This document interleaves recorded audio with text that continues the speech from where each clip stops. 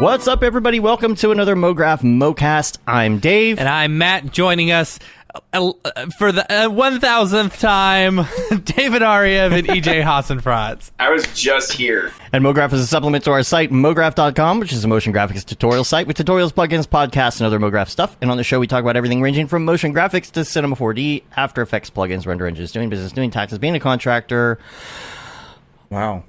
Or working for the man. You can email us info@mograph.com. Let us know what you think about the show. Questions, comments, concerns, queries, grievances, and client horror stories. We're on Facebook, Twitter, Instagram, YouTube, TikTok, mograph.com, and all the things. And today, we're going to hang out and talk about absolutely whatever.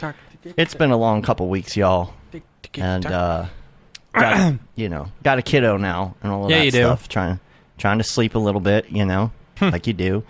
And our I'm last surprised you're episode not, was dead right now. You're handling that pretty good. I guess you're experienced.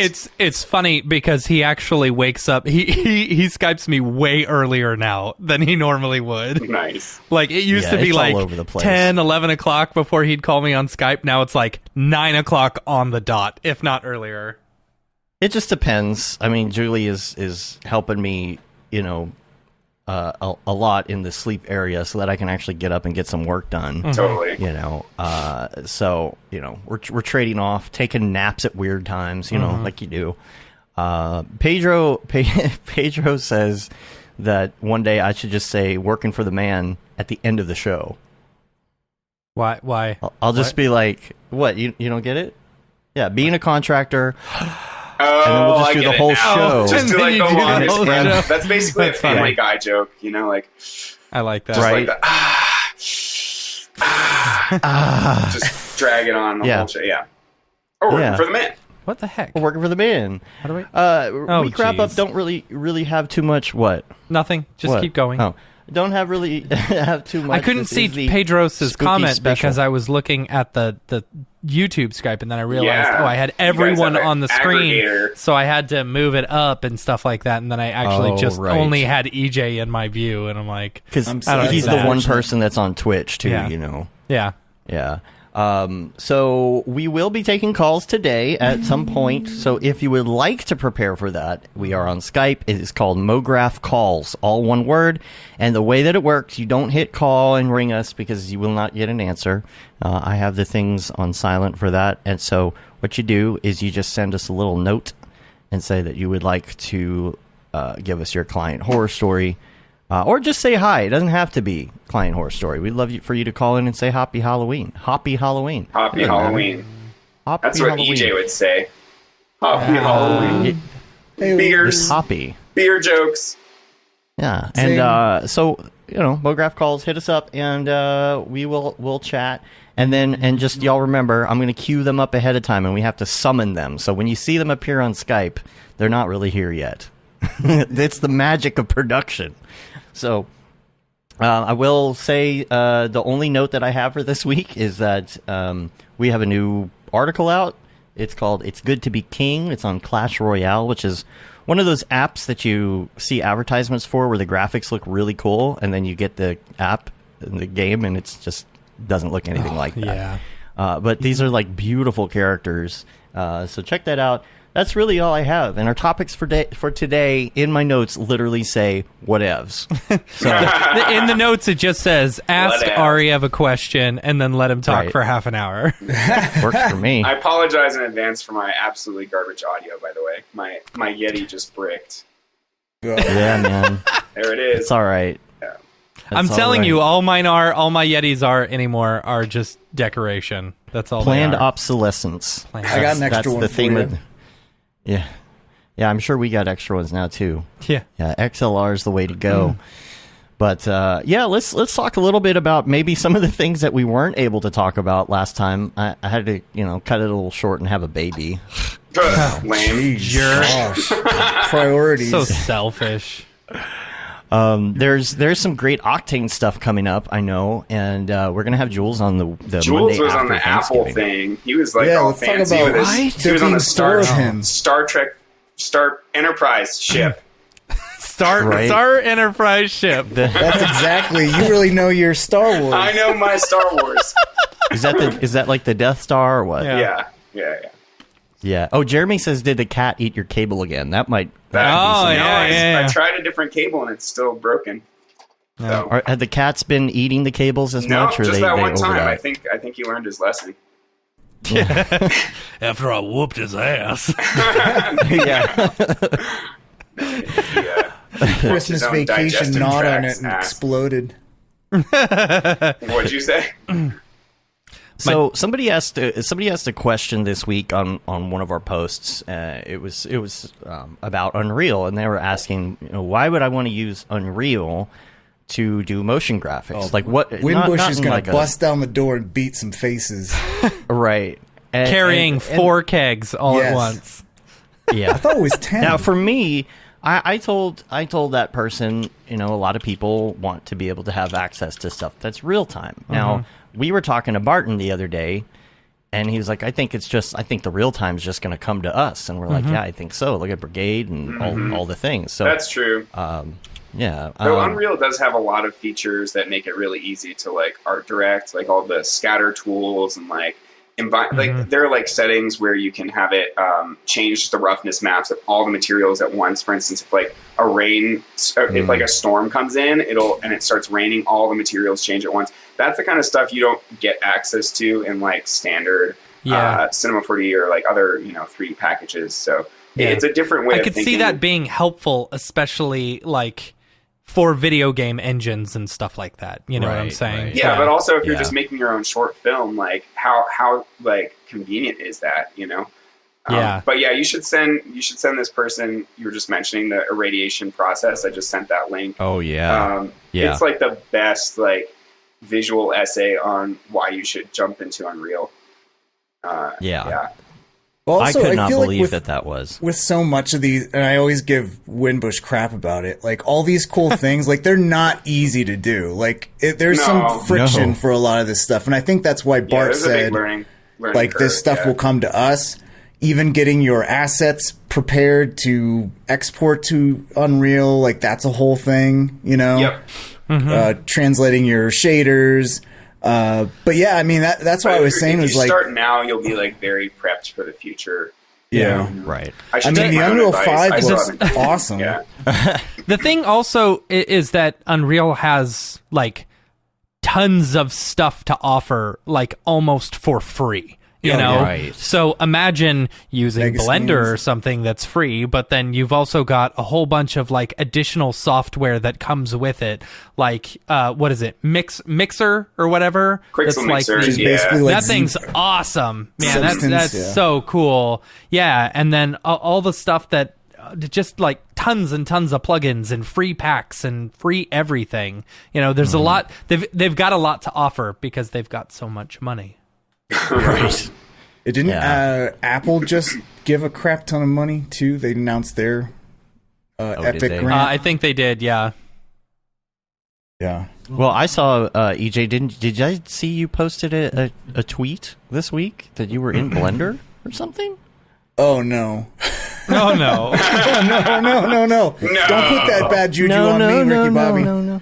Don't put I don't know what you read. I think Did you post it? It was a picture. Maybe you were just looking at a screenshot and you posted the screenshot. It was just something having He was to do probably with... looking at the new R25 layout and being like, this is very similar to Blender. Yeah, I mean, in my what the hell presentation was it? NAB presentation or no? My school motion tutorial.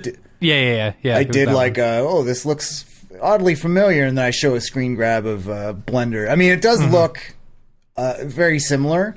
It is weird though, because who on this panel, who in the spooky panel has spent some time in R25?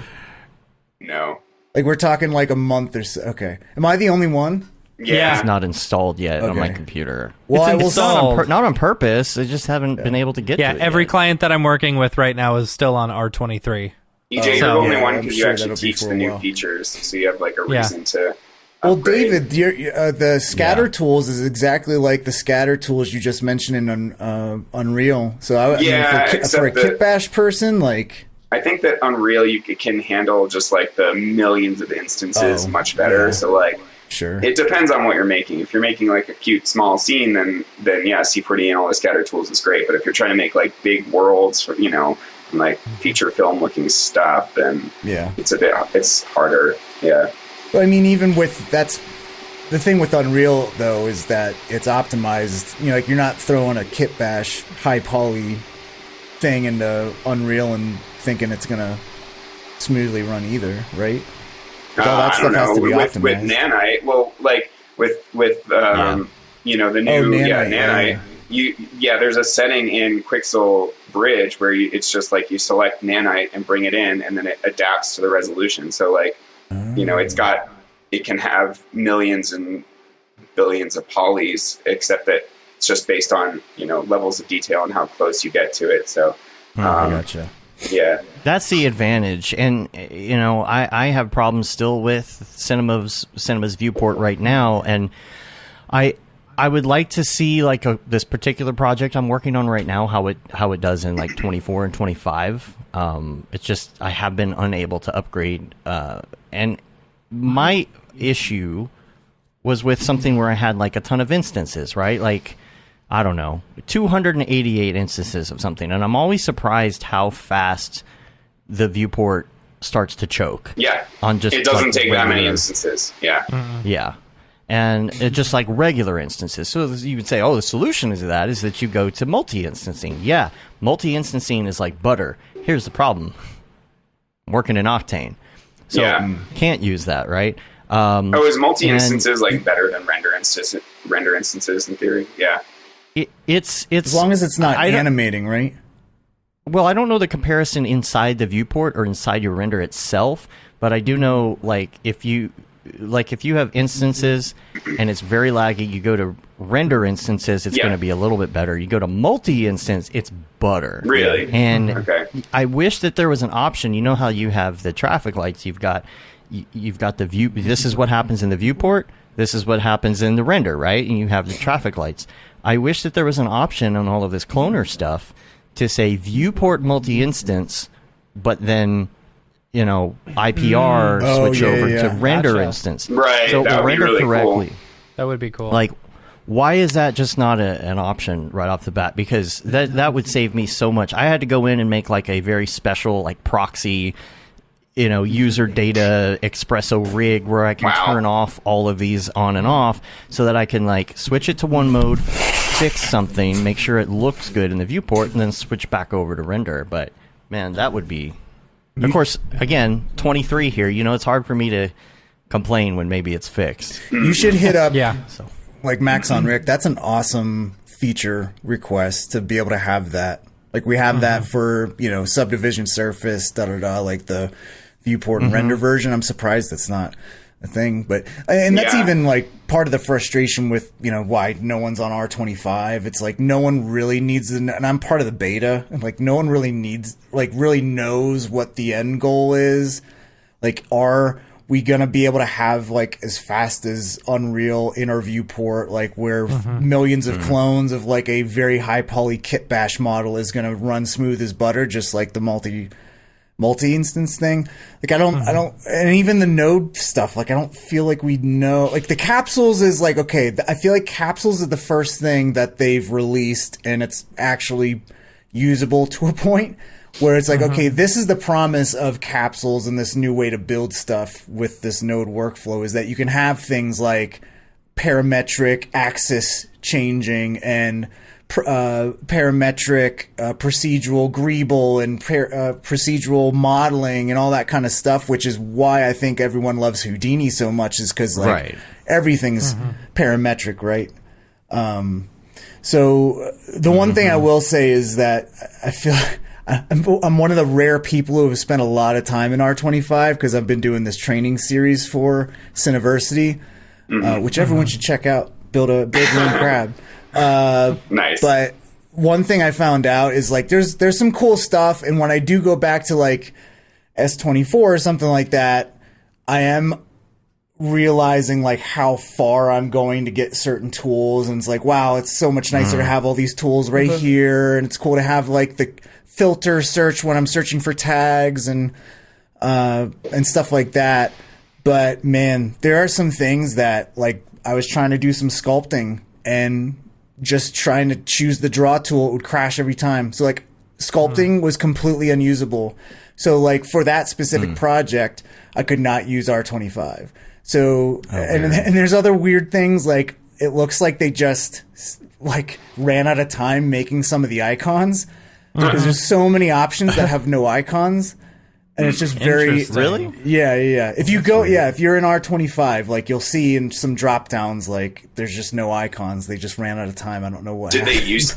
Are these new features that don't have icons, or are they things no? That used They're to like have icons but no longer have icons. No, they're just. I think they just ran out of time, and they just we don't have any icons for those yet. We're just gonna add the icons in S26 or whatever, you know. Wow. Well, it's the labor shortage. The icon Well, the developers. chips. It's the chips strike. manufacturing. The shortage of chips. I feel like, again, like Barton said, it's going to come to us. Like it's not that I won't open Unreal 5 and mess with it and try and do some stuff with it, but like I really don't want to leave my comfortable ecosystem for something like that. It's just relearning the way you work in the middle of a like I have the luxury of learning all this stuff because, like I said, I'm doing a training series. I work for an education company. So it's not like I'm like, oh crap. Like if I had that client project and I was on R25 and it was unusable and like, what if I just couldn't roll back to S24? Like, I don't even know, how does that work? Like, as a subscriber, do you have access to older versions that you can download or what? Like if I don't know just that you today, can download. I know that I keep all my versions, and then I just have to sign in. Or you can always go to Maxon's site and download a previous version. I just did that the other day. Oh, you did? Okay. Yeah. That's good. Yeah. That's good. So I always wondered about that, like how far back it goes and all that kind of stuff. But now it's the RT wars, right? Like now we've got Unreal, we got Brigade, we've got Redshift RT. 21. And so 21 is as far back as you can download. Okay. Yeah. Well, that's pretty good. Is that through the Maxon One app, or is that like on the that's website? on the website. Okay.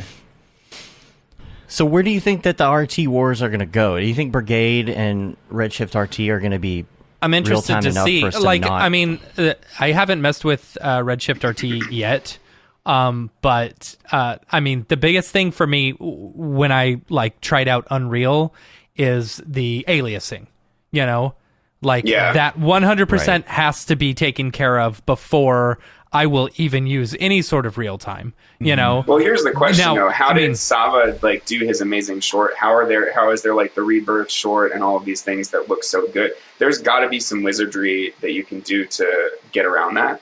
Whether it's like rendering in 4K, like maybe you just need to render it in 4K and like, oh no, it's 1 frame per second. I'm so sad.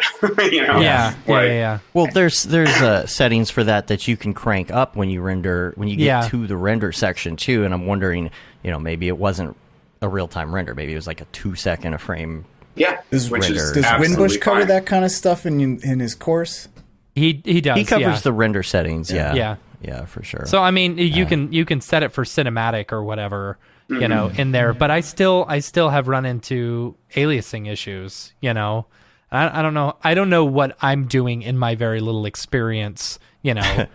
For those two. I don't know to get rid of that. I bet though, if you rendered 4K and then scaled it down to HD, like I that would. I tried that. I want to say I tried that. But I don't know. Wasn't that the trick for the, like, you could render out of the C4D viewport using the viewport, stuff? It was, rendering at 4 or 8K or whatever. And Yeah, Jeff says we need Winbush in here. We do. If he shows up, we'll have him. Everyone say what up, what up. Look in the mirror and say what up, what up. What up,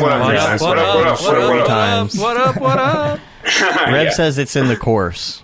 Oh, nice. Everyone pick up the course. There you go. It's in the course. There you go. Good plug, right? Yeah, I think the biggest thing with like any of these real time ones is even if there is aliasing issues, as long as it's 1-to-1 for the most part, like I'm working in Brigade and it's good and stuff like that, and I'm able to switch over to the main renderer, like path tracing or something like that, and then I get a slightly better look. Like being able to work in real time, that is awesome. Like that's a game changer right there. Because I mean, that's basically a huge jump from when we were just starting GPU rendering. Being able to see things live and see changes on the fly and stuff like that. Yeah. And then who cares? We know that there's always going to be rendering. Yeah.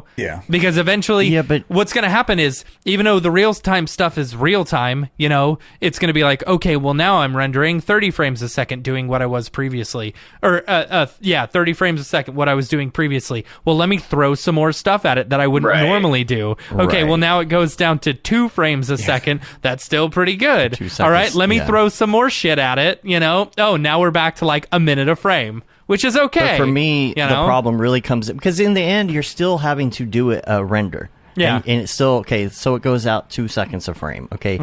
If you had something going that was like 30 seconds a frame, is it really worth learning an entire Unreal Engine? Because I've been working a little bit with that. I mean, Jeremy and I, we were driving ourselves nuts trying to figure out how we could set a keyframe for something we were working on. And we're just like, this is not intuitive enough. The production aspect of it, where it looks like an NLE and it looks like editing and you can scroll through it. But that part of it is great. But like doing actual animation in it and being an artist in it, I just don't feel... Yeah. I'd say it's better for designing environments than it is for like doing animation. Right. Yeah. Like using all the mega scans, like that's amazing. Like building that stuff. Best tool for mega scans. Like at the end of the day, people make games with it, right? It's not. I mean, people are finding ways to use it for a motion graphics tool. Yeah, it's not a motion graphics it's still tool. Usable. It is but even like camera animation. I heard camera animation's kind of a pain in Unreal as well, because you have to think of it like you almost have. I think this Winbush isn't here, so he can't say I'm wrong. So just assume I'm right. He was saying that to animate, and correct all of us. He was saying to animate a camera, it's almost like you have to perform that camera move, like almost like you're playing a game.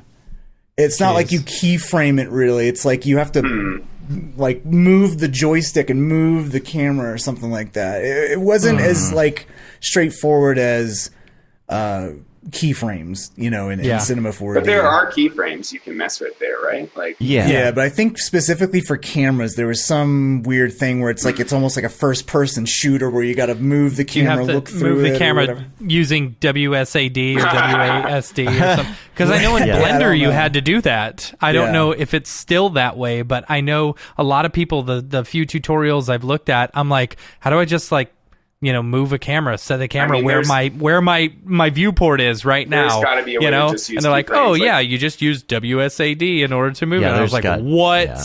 Like if you look at the pro shorts, like Sava's short, like there's no way he was using like janky WSAD. Like, like they're buttery smooth and cinematic. Like I feel like we need to define this as a tool for like potentially people wanting to make their own short films versus people doing like more traditional motion design, like 3D motion design work. Yeah.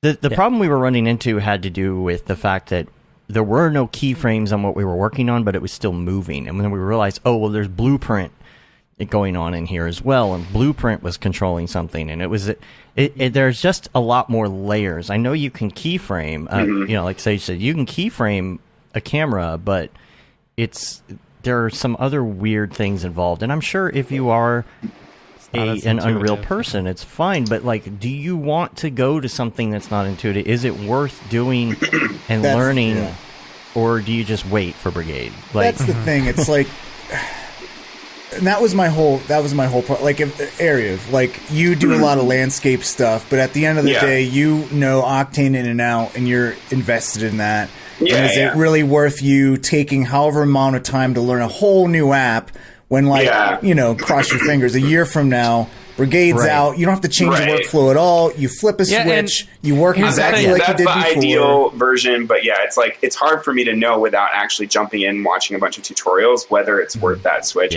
But it's research that I need to do because I'm seeing people, jumping into Unreal and making incredible stuff. Just a few people, not tons, but like it's enough to like be like, okay. And I know that this is also like something that'll prep you for the future. Like everybody's going to be using this tool in the future. It's not going away. So, it makes sense to get it under your belt. It's not as if I'm going to like switch from Octane and C4D to Unreal completely, but it's like another really good tool to use. What were you guys laughing at? Oh, I was laughing at Jags. Jags says, I jump in and the first thing I hear is wait for brigade. Wait for brigade. Yeah. Well, the one thing I was going to bring up... Oh, sorry. The one thing I wanted to bring up was the... God damn it. No, go ahead. The one I was just going to say, render using Octane in Unreal? Yeah, but why would you? Can't that? But why would you? The aliasing thing. Yeah, but why would you? But it's going to. The thing is, there's no real time. It's going to take a long time. It's going to take the same amount of time that it will in and also in you C4D. You would have to retexture everything for Octane. Would you? Yeah. No, because you export it out as an Orbix, and then Unreal can actually read all those Orbix files. Oh, really? And you can change. Cool. I believe you can. Don't quote me on it, but I'm almost 100% sure that's the case. I'm pretty sure. Yeah, I feel like porting an Octane scene over, you would have to. I just think you'd have to retexture. I don't know. Let's ask. If it's already textured in Octane, I believe you can just bring it over. Oh, I see what you're saying. If you texture Octane, right? Yeah. But if it's like an Unreal scene that you've built and pulled in all the Megascans assets in Unreal, and then you want to render it in Octane, you'll have to like rejigger it for Octane. Yeah. Okay. Yes. Yeah. They don't translate to universal textures somehow, or universal material. Nothing does yet. I didn't know if it. My question though is like, like the link you sent, David, as an example, was all of that done? I don't. I know I watched the breakdown, but I don't remember now. Was a lot of this animation and stuff done in another program and then brought into Unreal? Well, it was motion. Most of it was motion capture and then cleaned up, probably in 3ds Max, which is so. Yeah, it's not as if you're only using Unreal, but the majority of the work is done there. Like that's where you're exploring, finding the angles that you want to use, like being that cinematographer in Unreal. And that's like, to him, that was an absolutely freeing process. It's not as if he hadn't been using GPU renderers already. He was deep into Octane, and then he was into Redshift for a couple of years, and Unreal was like a game changer for him. So yeah, I would just say just watch that video if you want someone to convince you to try out Unreal. Yeah, it's good to learn all of these things, or at least download it, mess around with it, kind of have an understanding of what it could potentially do. Absolutely, and it could be that like you start jumping into something and you're like, okay, this feels good. This is nice. Like this is where I'm going to go. And other times you may just maybe like, no, Marvelous Designer is way too hard to understand. Was that coming from your own experience? That's me. That's me. That's Good you? Lord. Did you really try? You couldn't wrap your head around, because that's yet another thing I want to learn. I understood it. My issue, like one of the things I couldn't figure out, how do you reset something to origin? There was no field to put in any sort of numbers for position, rotation, and scale. If something got moved, it was moved. Too late, you can't fix it. I'm like, this can't be the fact. This can't be. And I started looking, and nobody had an answer. Marvelous Designer class coming to Mograph.com 2020. Yeah, the problem is that when you go look at a tutorial, every version is different. Like every tutorial I see looks different than what is in front of me. That's how it was 2 years ago when I tried it anyway. Well, almost every tutorial skims over here's a really nicely made thing, but here's like the crappy version that's 4 sheets, and you stitch them, and it looks like your character's wearing a garbage bag, but it's like there's the 2 sheets at least. I was thinking who would actually be a good artist to teach a Marvelous Designer course? Like Travis Davids is probably the biggest expert on it that I can think of, but there aren't a lot of people that are experts at Marvelous Designer. There's a lot of people that know how to bring in a character, throw over a sheet over them like a cloak, and then you got the cool fabric movement with your character. But there's not a ton of people that know how to design intricate clothing in Marvelous Designer, and that's the kind of thing you'd want, is more of a deep dive, than just I made a ghost. Yeah, yeah. There's such an art to it. I feel like if somebody were that person where they can just design anything, they're going to be so in demand. They're going to be banking, and not just in motion graphics either. That's the thing. I'm sure Marvelous Designer is used for a ton of different stuff. Yeah. James one Ramirez of just the said, first people I saw using Marvelous Designer in like Mograph was Cabeza Patata. Let me get the link. But they started using it, and they make like pretty dope looking stuff. Here's the link. And their characters almost look like stop motion-y kind of characters. But this was the studio like years ago that did a Spotify ad with these like cartoony characters wearing really cool, awesomely designed outfits. And I think that just kind of exploded from that point on. And so the duo is husband-wife duo, and the woman that is what is their names? I forget their names. But it's the one guy is like used to work at all these big studios in London. And the woman, she like worked in textiles and like pattern, like, so she's like an awesome illustrator. So she'll like design the patterns on the clothing, and they're just such an awesome duo. This is nice. James Ramirez and Neil both just said that Steffi Fung has been deep into Marvelous, and yeah, here I'll post a link to her Twitter here. Look at that. We said his name 3 times and he showed up. See, I texted him. There he is. I tweeted him. No. Oh, you did? Yeah. Because he wasn't listening to our chants. Answers. So Katie Menzies and Abel Reverter are the two artists that work for Cabeza. And they're doing they do actual characters in real life. They'll build them with crafts and stuff. It's super cool. But yeah, they were the first person that I think they did a whole breakdown of how they did it on Motionographer, and since then it just kind of exploded all the Marvelous Designer stuff. So what is they were also the first people to call out crypto art as a pyramid scheme, though. It's pyramid scheme. Oh. And I think they stand by that. Yeah. I think they might have unfollowed me because I did an NFT. Oh, really? Oh, geez. You've been blacklisted. Oh, NFT news. Should we? Is this? No, we'll wait for the drop. You gotta wait for that. Drop. Okay. All right. Don't forget. I got some big. Remember, NFT put news. A pin in it. Okay, good. We won't go too long today. That's what we always say. Yeah, too much going on right now. Yeah. I would love a short show because got to finish this course, which means only 2 hours, right? Yeah. Right. That is a short show. Instead of the regular 4.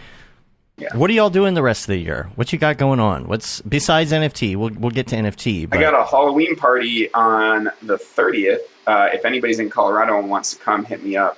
Just send me a DM, and I will send you the invite. I like your invite. Oh, thanks. That's a dope invite. Chelsea made it. Yeah, because she's dope. Yeah, it's pretty. Yeah. It's really cool. She did the Daz. That's actually, I think, completely rendered in Daz. She's been doing that for some stuff, which boggles my mind because it's the most unintuitive program known to man. Oh, EJ, you got a Marvelous tutorial here? Yeah, it's something that Jeff posted. She did some tutorials for flip normals. Oh, nice. And I even had I got a tutorial on my YouTube that is a very basic intro to Marvelous. Best Marvelous Designer training. I like. Yeah, I mean it's got to be the best, right? Yep. Yeah, it's the best. That's how because that's what people are going to type into Google. They're going to say best Marvelous Designer tutorial. Yeah. Yeah, this is not the worst. No one searched for the worst. Yeah, I should just do a Google search for the worst. Worst Marvelous. But the one I just posted. Yeah. No, this is where it gets super confusing to me, and because it's literally UV unwraps when it comes down to it is the pattern for the clothing, right? Like this is the pattern, and I have no idea. Like this is where I'm I don't know if I want to go down that road. I don't know if I want to learn all of this stuff. That's where it gets me. It's I don't want to learn anymore. I'm old. Yeah. Isn't that weird? All your characters look like Dobby. It's bad though. We gotta like battle that resistance to learning, because otherwise the kids are gonna turk gerbs. The problem with UVs is that it's like the whole Unreal thing, where it's like it's so freaking convoluted, especially in cinema. Like, it's not easy. There's a whole process to it, and it's not like there's a one-click solution that works for everything. You know what I mean? So even like I'm trying to remember, like. Oh, so you have a workflow tutorial. So this is for like using the bendy limbs. So there is a workflow as far as getting animated characters out of Cinema 4D. You basically have to, like, the trick is, like, if you have an animated character, and this is what this tutorial kind of, again, it's like you have a potato bag over your character. But like you have to start with the T. A sock. So you have to start with a T pose, and then from that T pose animate into whatever animation you're doing, because the T pose is where you have to. T pose will be that's where you put the clothes on. Exactly. That makes sense. That makes sense. Yeah. Yep. So that's like the tricky part, and that's one of the gotchas for a lot of people. Look at this guy. Sarah. This is how clothing is made, guys. Yeah, that's what I'm saying. Yeah. Like, if you're a clothing designer, you're literally like doing UV unwrapping in real life. Yeah. Huh. Just go get some of those old patterns, from back in the day that came in the little package. Oh yeah, was my mom the only one who did that? No, I know what you're talking about. The little paper cutout thingies. Yeah, for sure. The UV thing, I think, can't you just do all the UVs in Marvelous? So it's not like you have to worry about the UVs. No idea. In. We're all talking about Marvelous is where you make the whole thing. So you make your character naked and then bring him in and put the clothes on. So I think it's already like. I think they have automatic UV stuff where you can put, like, the zipper, whatever the hells, and all the little details. The Camp Mograph logo. Yeah.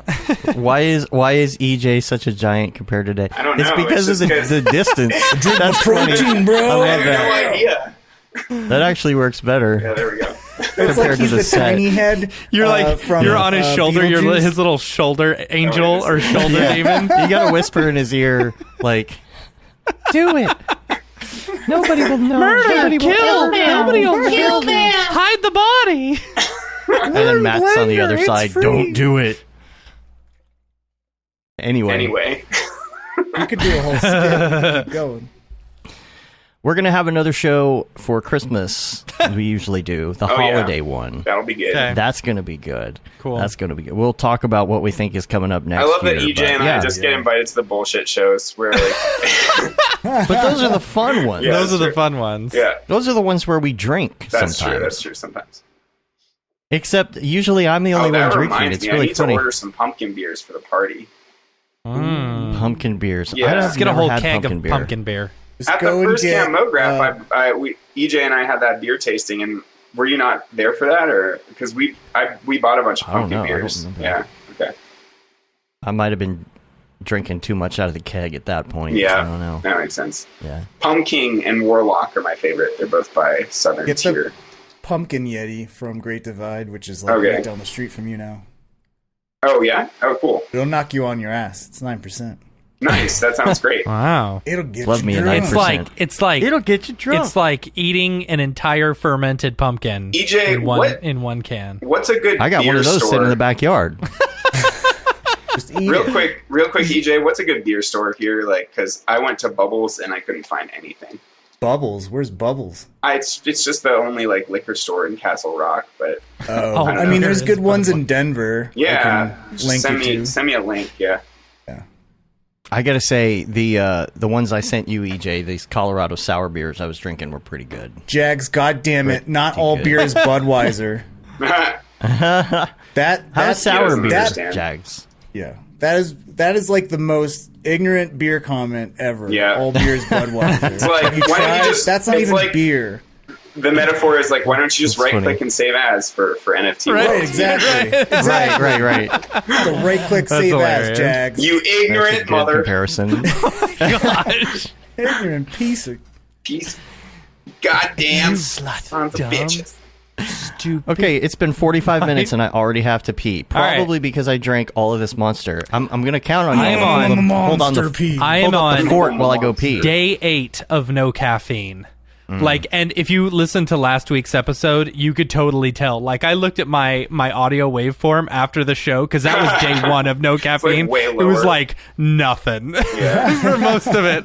I was so quiet the whole show because I was so tired. But yeah, it hasn't. Anyway, so yeah, Budweiser.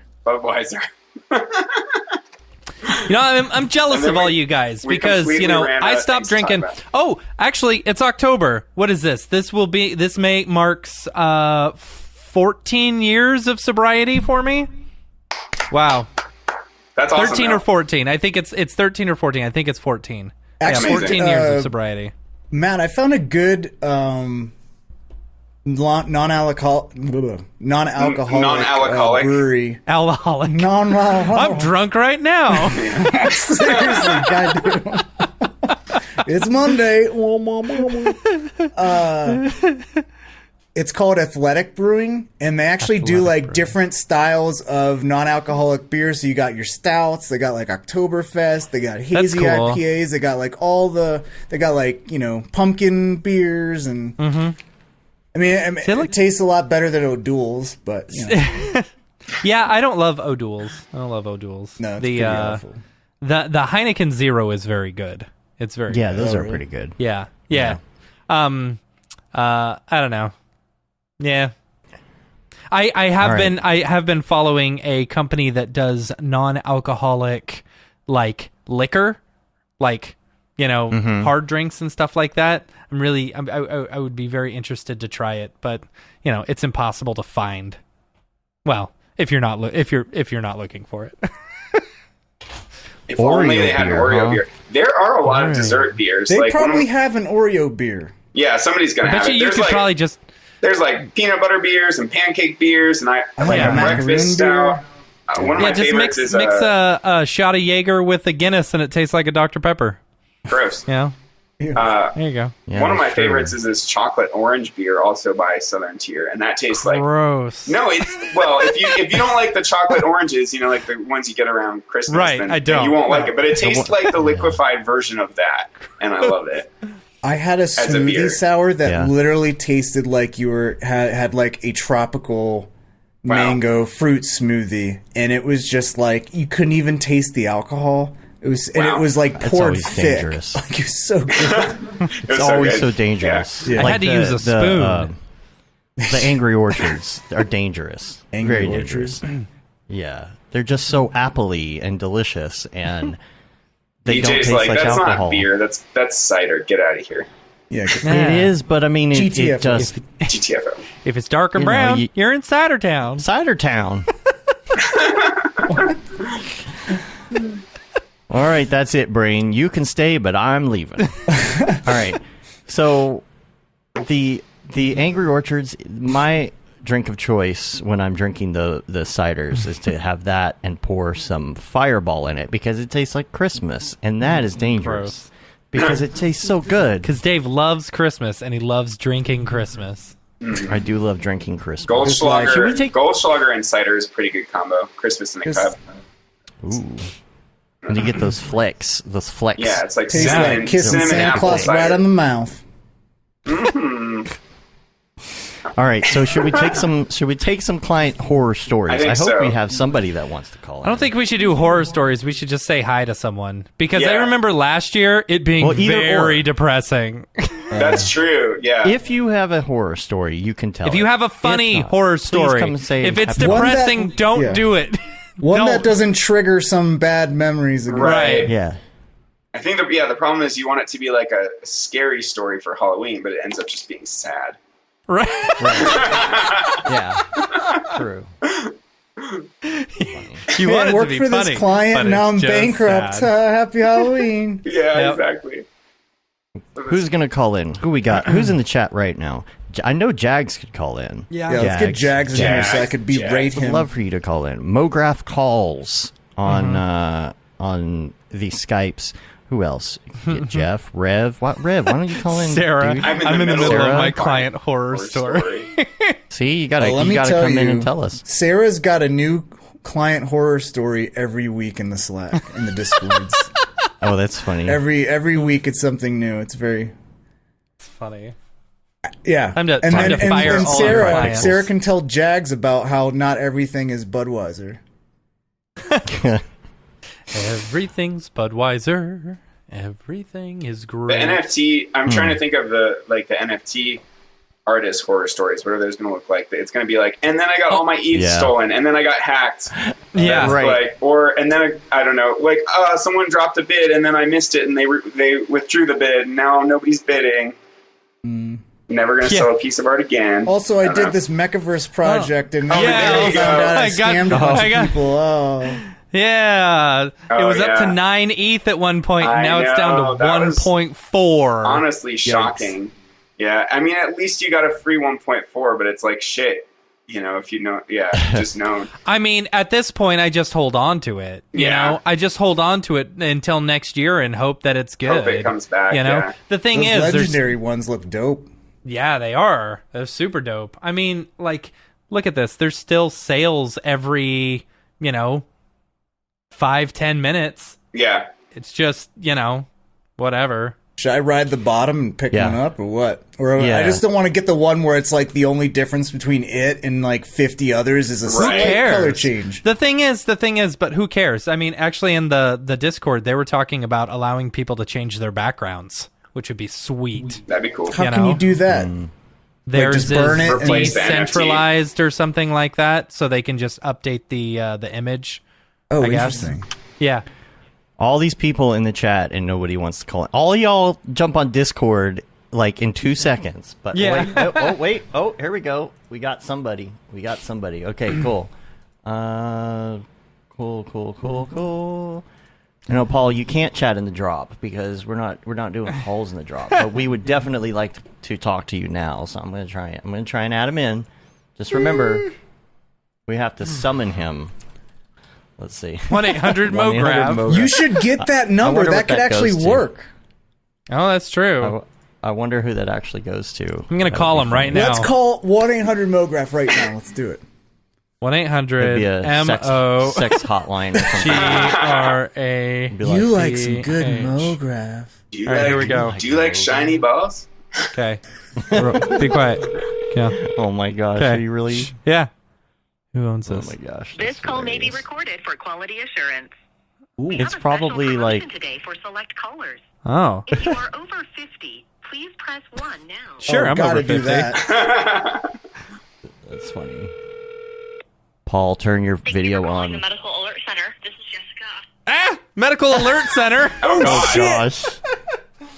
They're trying to go in and like find you now so they can get the paramedics to your house. No, you said you're over 50 too. Yeah. You could just say like I wasn't calling 911. I'm over 50. I was just saying what 1-800-MoGraph was. Why would that be a medical alert center? That's so. I mean, I guess 1-800. What are the 1-800-588-2300. Call 1-800-MoGraph. 6 for medical alert stuff. Let's summon our caller who's here. Here we go. I'm starting the music. By the power of Winkleman. We summon Paul. I love the wipe up transition. The wipe up transition. I have limited transitions available. Yes. Wow, that's Hi, Paul. Let me turn that Hey, down. I got to make sure I'm in the center of the frame here. Yeah. Oh, yeah. How's it going? So you're a professional right there. That's a professional. That is true. Frame it up. How you doing? Yeah. How you doing?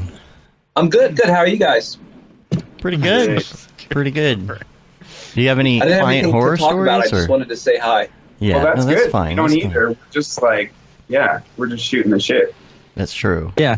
This is apparently what the show is now. Yeah. It's just the Shooting four of us shit. shooting the shit. Has it ever been anything Client other horror than that? Stories. No. Client horror story is just my job.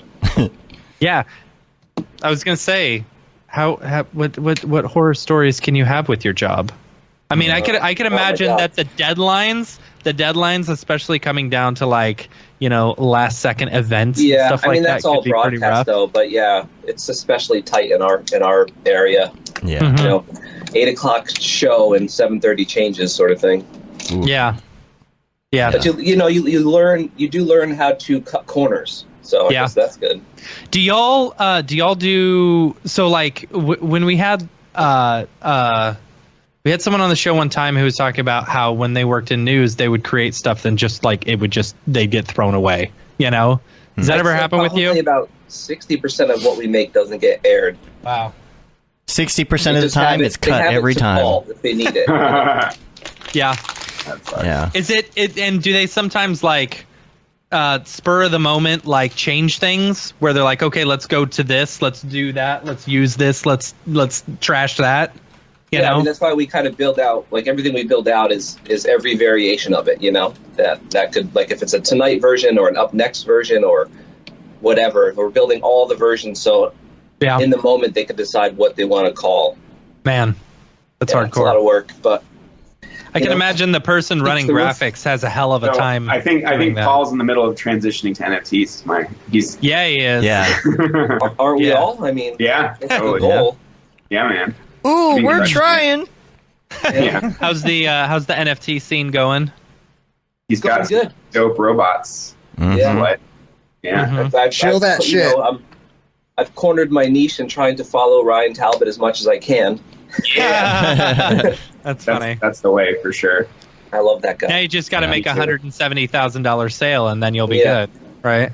If I ever made 170 in general, that would be great. In life. Just dollars, not thousand. Dollar reduce. At this point, I love 170,000 cents. I love Ryan's stuff. I got one of his prints now. I got to hang it up. Yeah, he's good.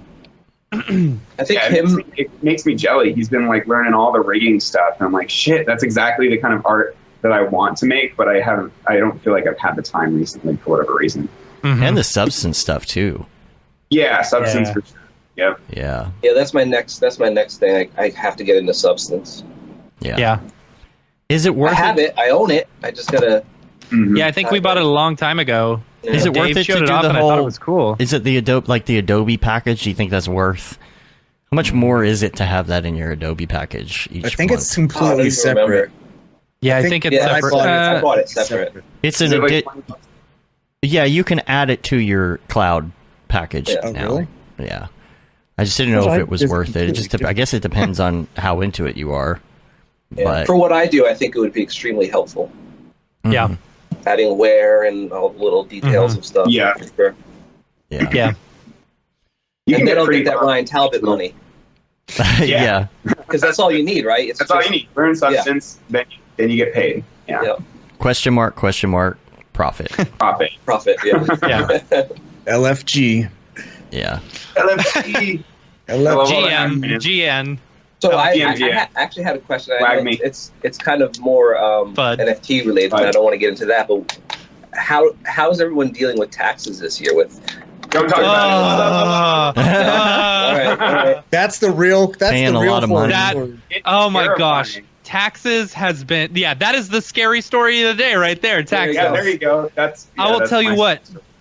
So like, when I was estimating what I wanted anyway, with the Beeple sale, that I did, I put a certain amount towards taxes. Well, I had some things come up, our dog got sick, had to go to the hospital. I ended up spending like $6,000 of my tax money, right? But then I was like, oh, I'll just throw this money into an investment account, blah, blah, blah, and then I pulled it out before it had been a year. So it's like, fuck, now I got to pay the money off of the money that I made off of that. And then, and I've bought and sold so many NFTs, just like flipping them and like collecting them. If you sell at a loss, you can write that off. So one of my strategies is before the end of the year, I'm going to try to sell a bunch of them for not intentionally for less than I bought them for, but a lot of them have appreciated. So I'll try and sell them to prove that I'll take a $1,000 loss on my Adam Priester, one that I got. That freaking one. He's such a talented artist. I don't know why that's it. Anyway. No, I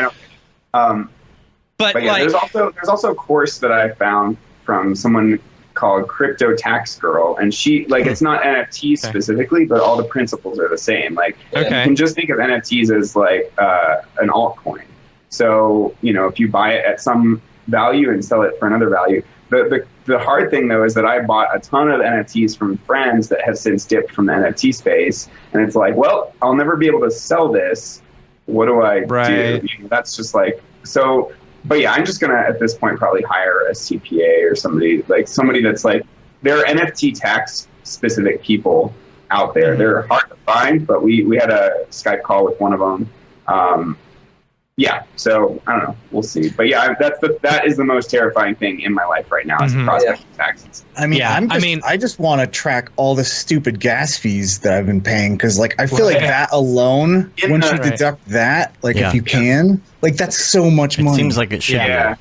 But it's valued at I don't know how you value what you pay in taxes in Ethereum or Tezos, whatever you're using. You know what I mean? So here's. So in the Crypto Tax Girl thing, there's software that she directs you to that calculates all that stuff. You just pipe it through your MetaMask, all the different wallets you have, and it'll calculate all that based on the value of Ethereum at that time. It'll track that as well. And then, all the gas fees are write-offs. It can easily see that. There's actually a site right now that you can go to and just type in your wallet or enter your wallet, and it'll tell you how much gas you spent. I think for me, it's something like 10 or 15 ETH or something. It'll also steal all your money too. Just right.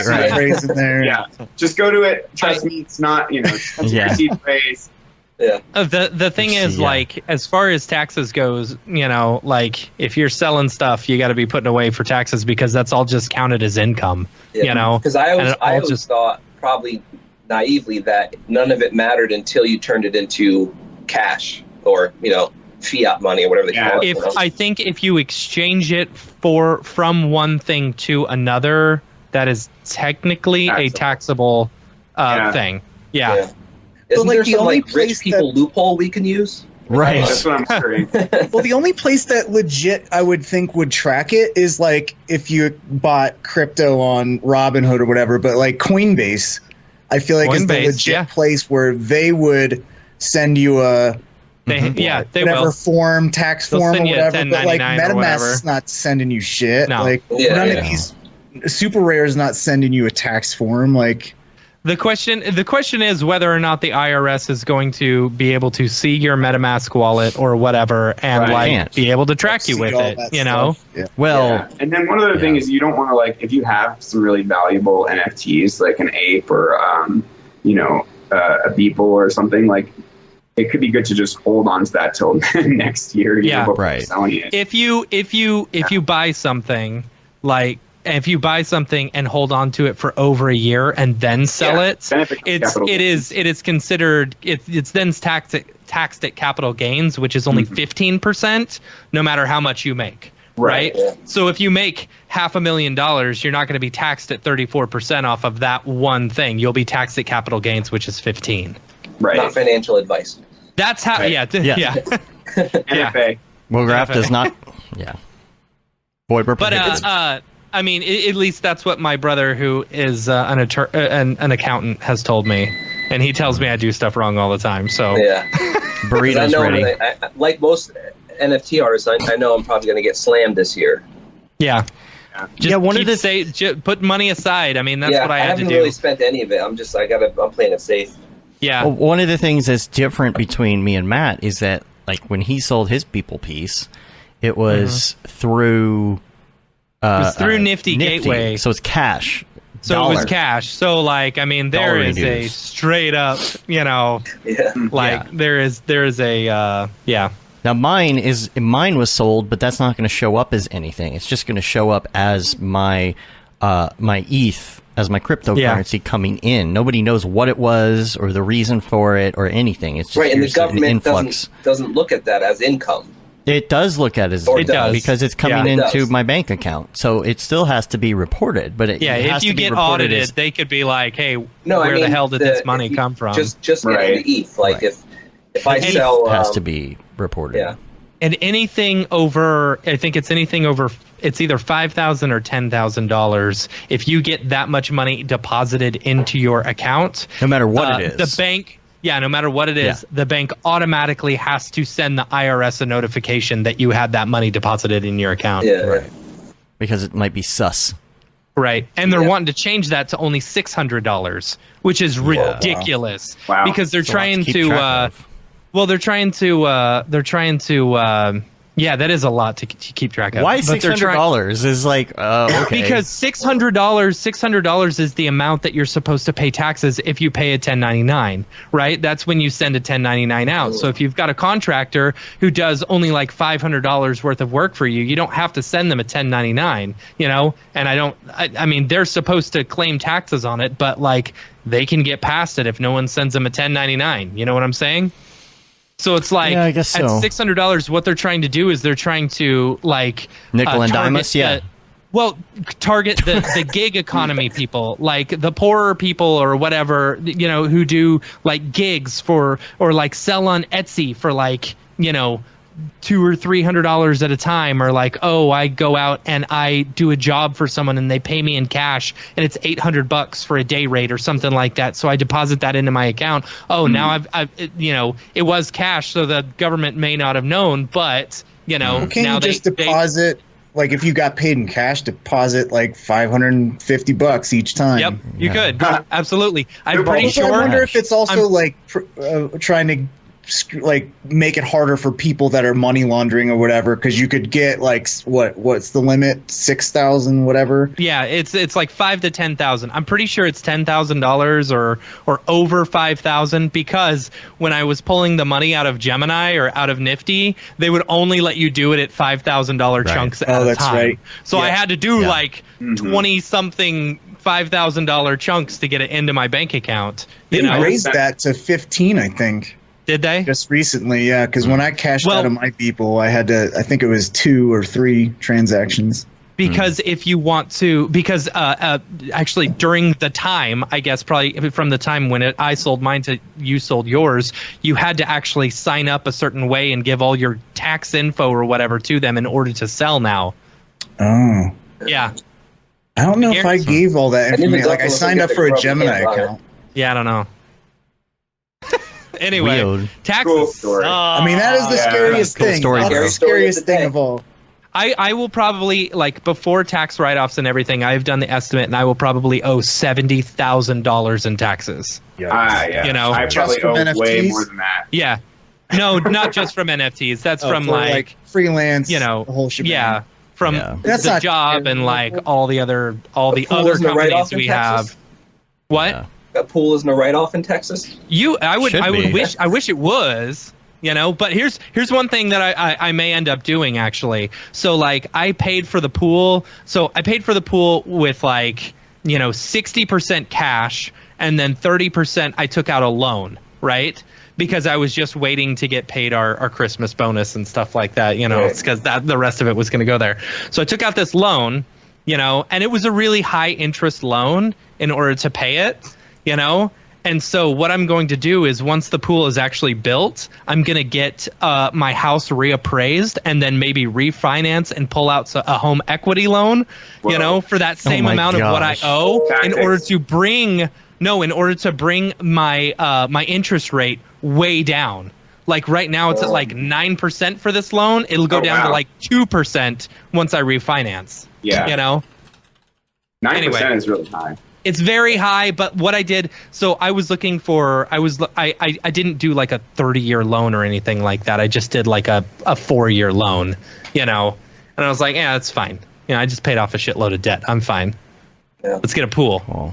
And it's almost done. They did the plumbing the other day. All right. All right, we got some other callers waiting in the wings. We're gonna Well, thanks for having me on, guys. Yeah, man. Also disappeared in the cauldron. Yeah. Yeah. Does the candy thing still work? I didn't even try. Oh, I don't know. Try it. Yeah, you need the Joy. How about Joy? There you go. All right. There you go. Cool. All right, man. We'll see you later. Later, guys. Later. See ya. All right. My kid my kid has been making like chomping sound effects lately. Like he can barely say words, but he keeps on going, ow, anytime he's eating something, and it's freaking hilarious. Ow. Little mini Pac-Man. Little Homer. Yeah. All right. Let's get the next guy in here. Who we got? Oh, that's weird. This is all right. It's getting weird. All right. Remember, you can't say anything until they're on. All right. Yeah. Oh my God, it's Beeple? Now that would be fun. Let's see. All right, here we go. Getting ready here. We got the next caller. I'm going to apply. We got to do the little thing. All right, here we go. Let's get the music. Bleep the glorp. Here we go. All right. Bloop, glorp. Do the chant. By the power of Winkleman. The power of Winkleman. What the fuck, bro? We summon. Oh, fuck. What's up, dude? What's good, homies? Look at this fucking chode. This fucking dude, bro. Oh my gosh. Oh my god. And we just got a not suitable for work. Yeah, right. On the podcast. Dude, your dailies have been really great lately, dude.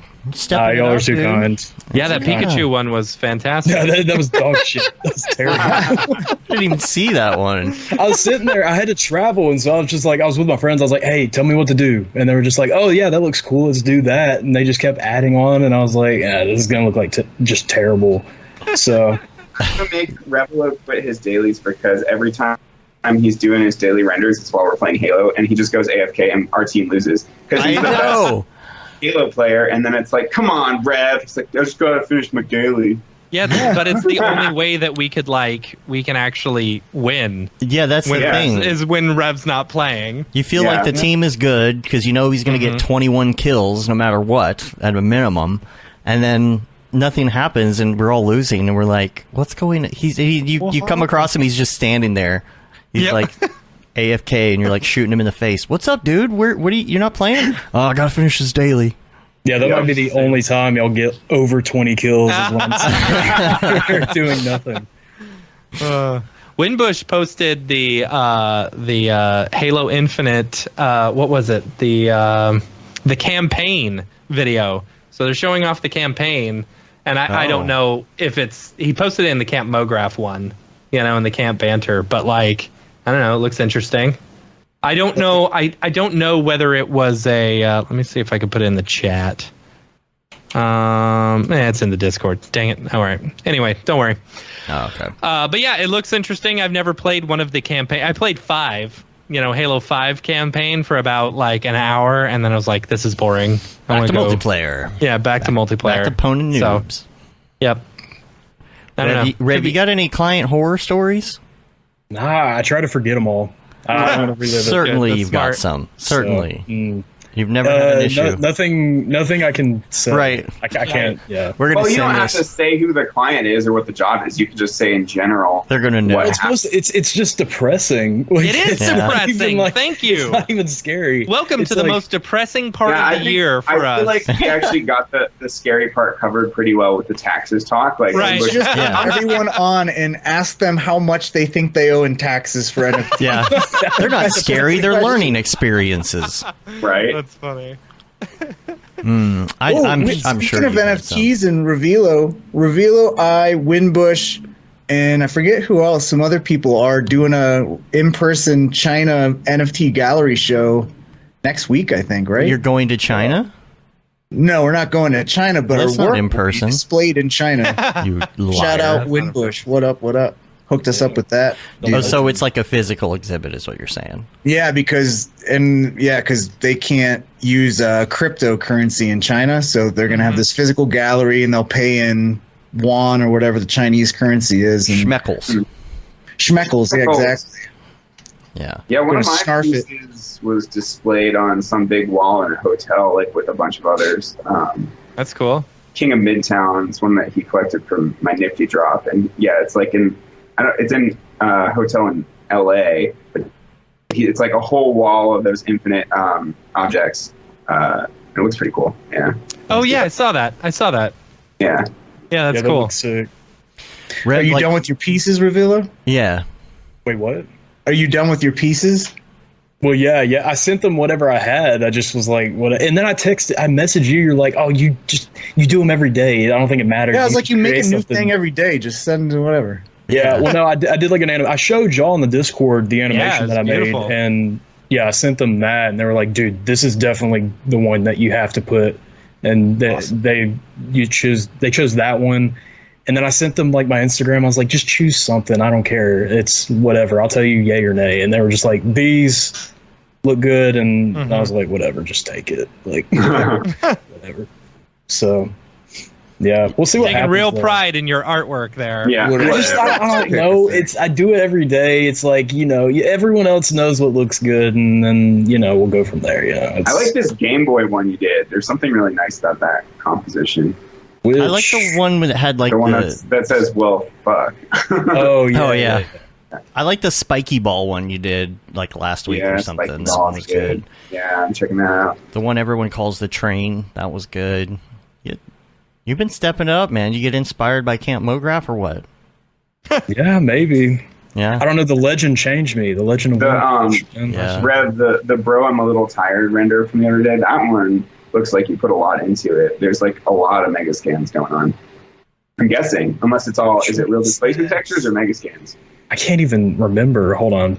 Okay, so the one with the wacky face space guy. Oh yeah. We were in Discord, and I was just like fucking around in cinema, and then everyone was like chiming in, like, dude, the shadows, you need to like do this and that. And I was like, okay, so nice. Just turn it into it every day.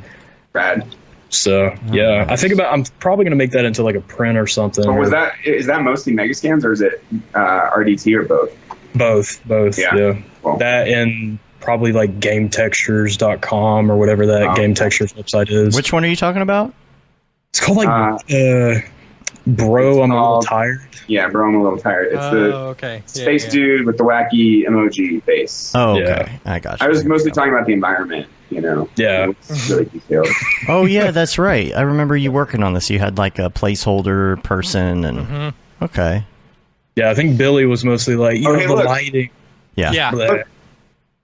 Look, there's a render where you made a ghost. Look, I made a ghost. yeah. Booyah. And Marvelous. Look, in Marvelous, yeah. Marvelous Designer. Did you use Marvelous for that? No, I just use Cinema. Yeah, it's a lot easier. Yeah. I like the mecha collapse. Very timely.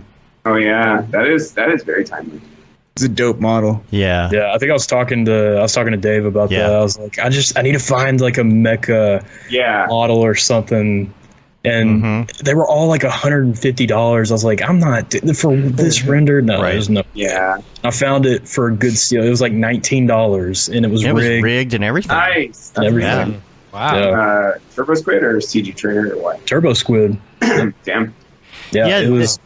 Rev and I were on Discord one night, and we were, going through models and things, and that's when I was talking about that idea. Like, you go on and you find deals. It would make for a great, like, if there was time, it would make for a great, like, 10-minute show every day or every week or something, where it's like Turbo Squid deals. Like, check out this model. It's got like, what were we looking at? It had like 40 different like cigarettes and cigars in different various burn that was like states. $10, right, or something. It was $7.99. I'm like, you could do the whole show would be like an advertisement. And then you start putting some of your stuff out there, and like mark it down, and then you like, say, oh, this one's on sale, and then everyone starts buying it. Like under $10 models. Stuff. Come on down, get you a cigar model. It's gonna be great. We got smoke. We got ash. $59.99. No, slash that. $49.99. No, slash that. $7.99. These are some high quality models, people. Yeah, it's definitely a Rick and Morty. Yeah, it's kind of a little bit. Ants in my eyes, Johnson. Yeah. I'm Ants in my eyes, Johnson. You want a whole pack of cigarettes? We got 20 cloners right here. I had someone follow me on Twitter that was just 3dhorsemodels.com. Go to the site 3dhorsemodels.com, and this was like during game night, one of the game nights that we do with Wimbush, and we went, and I was like, all right, let's see what this is all about. Go to the website. No horses. Wait. Wait, what? 3dhorsemodels.com, and There's it's like nothing there. Yeah, there's nothing there. What Is that what it was called for real? 3D horse? You just got malware. What was it? I know. It gave you malware. Horse models? I know. You should find it. I'll have to find the account again. You gotta put that in show notes, man. People are gonna need that. Hi, my name is Sashia Dumont. I'm a writer, actor, and filmmaker. Hi, my name is Paul Robinson. I'm a director, DP, and filmmaker. We are the creators and hosts of the Go Gorilla Filmcast, an online source for all things indie film. We are a husband and wife film team and co-owners of Sen3 Productions, and we started this podcast for filmmakers like ourselves who were producing on micro budgets with skeleton crews. Go Gorilla is a weekly podcast that features various talents in TV, film, and web series productions. We've interviewed filmmaker powerhouses like Kestrin Pantera, Richard Raymond, Alex Ferrari, Cassandra Ebner, and Ryan Connolly. Amazing actors like Hannah Ward, Lou Taylor Pucci, Chris Wataski, and Eileen Gruba. Groundbreaking cinematographers like Jody Lee Lipes, and Jessica Lee Gagné, and many more. We also offer weekly reviews of our favorite films and shows, which vary from low-budget first-time filmmakers to A-listers and everyone in between. Go Gorilla is proud to announce that we have officially joined the Mograph Podcast Network. So if you love filmmaking as much as we do, tune in every Sunday for a new episode of the Go Gorilla Filmcast, your source for all things indie film. Now available on the Mograph Podcast Network. I think it was a Twitter account. Yep, there it is. Oh, it's 3D a Twitter. horse models. 7-minute abs. All right, there it is. 3D horse models. 3D horse. It's 3dhorse.com. Oh, 3dhorse.com. 3dhorse.com. Okay. You have it's not horse models. It's not horse models, but you need to go through some of these models. Some of them are god awful. It's like Turbo Squid. There's no squids. When the going gets tough, the get 3D models. I bet there are some squids. There probably are some squids. Wow, This is false advertising. Yeah. Go to the 3D characters. Oh. They've got a ton of like skulls and like skeletons and stuff. Go to characters. Oh, they've Buy got a from horse CG. transporter. Well, it just links to CG Trader, though. That's no, you got to go on the little left click just thing. skimming some of the stuff. There you go. Okay. But There are just industrial stuff. What is no horses. There's no horses on the site. It is weird. It's like the Mr. personal. Horse plugin has no horse transition. That's true. Yeah. You took that a little personal. This is bullshit. It's bullshit, bro. Where are the horses? Give him the easy ones. Oh man. All right. Well, there's 3D horse models at Twitter if you want to follow them at 3D horse _ models. 3dhorse.com. Have you guys ever heard of Welcome to Mograph.com. Oh, we yeah. talk about finance. GrabCAD? Yeah, somebody recommended that to me. I can't remember who. It was maybe in a tutorial I was watching. But it looks like Cab? no, GrabCAD. GrabCAD. Oh yeah. I was using it the other day. Tons of 3D models that you can just rip for free. I was just using GrabCAD the other day. I was telling Rev about it the other day. I'm like, you might be able to find some cool stuff. I had to find one of those like Allen wrench or Allen screw bolt things for a project the other day. Pulled it right off there, nice and easy. Nice. You know, Yeah, like that you do. remember Matthias did a presentation with like building the Brondo modeling, found the cap from this because they just added like the CAD import into Cinema 4D a few years ago. Mm-hmm. This is all you need to be successful in the NFT game. I wonder if they have horses on this site. Oh, let's look. How do On you which search? site? On which site? Oh, on GrabCAD? There are horses on GrabCAD. There are horses on GrabCAD. Huh. Look at that. Now, are they CAD? Wait, they're CAD models of horses. Yeah. It's Horse. Like now the average this is a CAD racing modeler. horse cart. Let's see, grabcad.com. I mean, they're very badly rendered horse models. Yeah. Of course. They Oh, I do found a have horse Voronoi models. horse. Voronoi horse. It's got like Like a that trichophobia horse. grossness. Ooh, Chess I hate horse. that Yeah. horse. I'm gonna try to this bring is it up. Here, look at this disgusting horse. This everyone. site should be. This is 3D good for horse Halloween. models. This will scare you. Look at this. All right, let's see. This will I'm bringing scare it up. you. Here we go. Whoa. Oh my gosh, Oh, the Whoa, Voronoi whoa. horse. Yeah. that one. Voronoi Oh. horse. Voronoi horse. I don't like it. It makes me feel Like the horse from the This is Cell. a great. Remember that This is a movie, The great. Cell? This is an upside down horse thumbnail image. Like, what is the? Why would you start it on that? Wait, I look can't at even this rotate it. Load in 3D at this. viewer. Look at this horse that has a trumpet for a butt. Beautiful. Whoa, you're right. It does have a butt trumpet. Oh, It's got a butt trumpet. Oh my goodness, what is going on? French horn butt It's got a trumpet. French horn for a butt. Wow. Fancy. When it farts, it goes. So stupid. I know, it's horrible. Oh my god. Yeah, look at these horses, man. You got like a horse and carriage. These are so many horses. ugly. I like that mechanical horse, dude. Rev, you should use this one for your daily butt today. trumpet one. The butt the butt trumpet one. Yeah, you should. I'll Make it happen. And use it. Let's you see got to what call happens. that piece butt trumpet. You know you have to. Yeah. But man, you got your Is daily it for today free? done. Wait, is it free? I think so. Yeah. Yeah, everything on the site is free. I mean, what butt Did you know trumpet GrabCat is free, isn't bro? free? Do you know grab? Yeah. Have you guys checked out GrabCAD? Yeah. All right. Cool. So no client horror stories for you, huh? Nah, Fine. it's just gonna be depressing. I don't know what you want me to like. I don't know. Let's just say taxes. That could be. We could say that again. Yeah. The finger thing means the taxes. All right, Rev. We're gonna let you go. We got another Give him a caller. Joy. He needs a Joy. Oh yeah. Let's You play need some. Joy. You guys want to play some Halo after this? I feel like doing nothing today.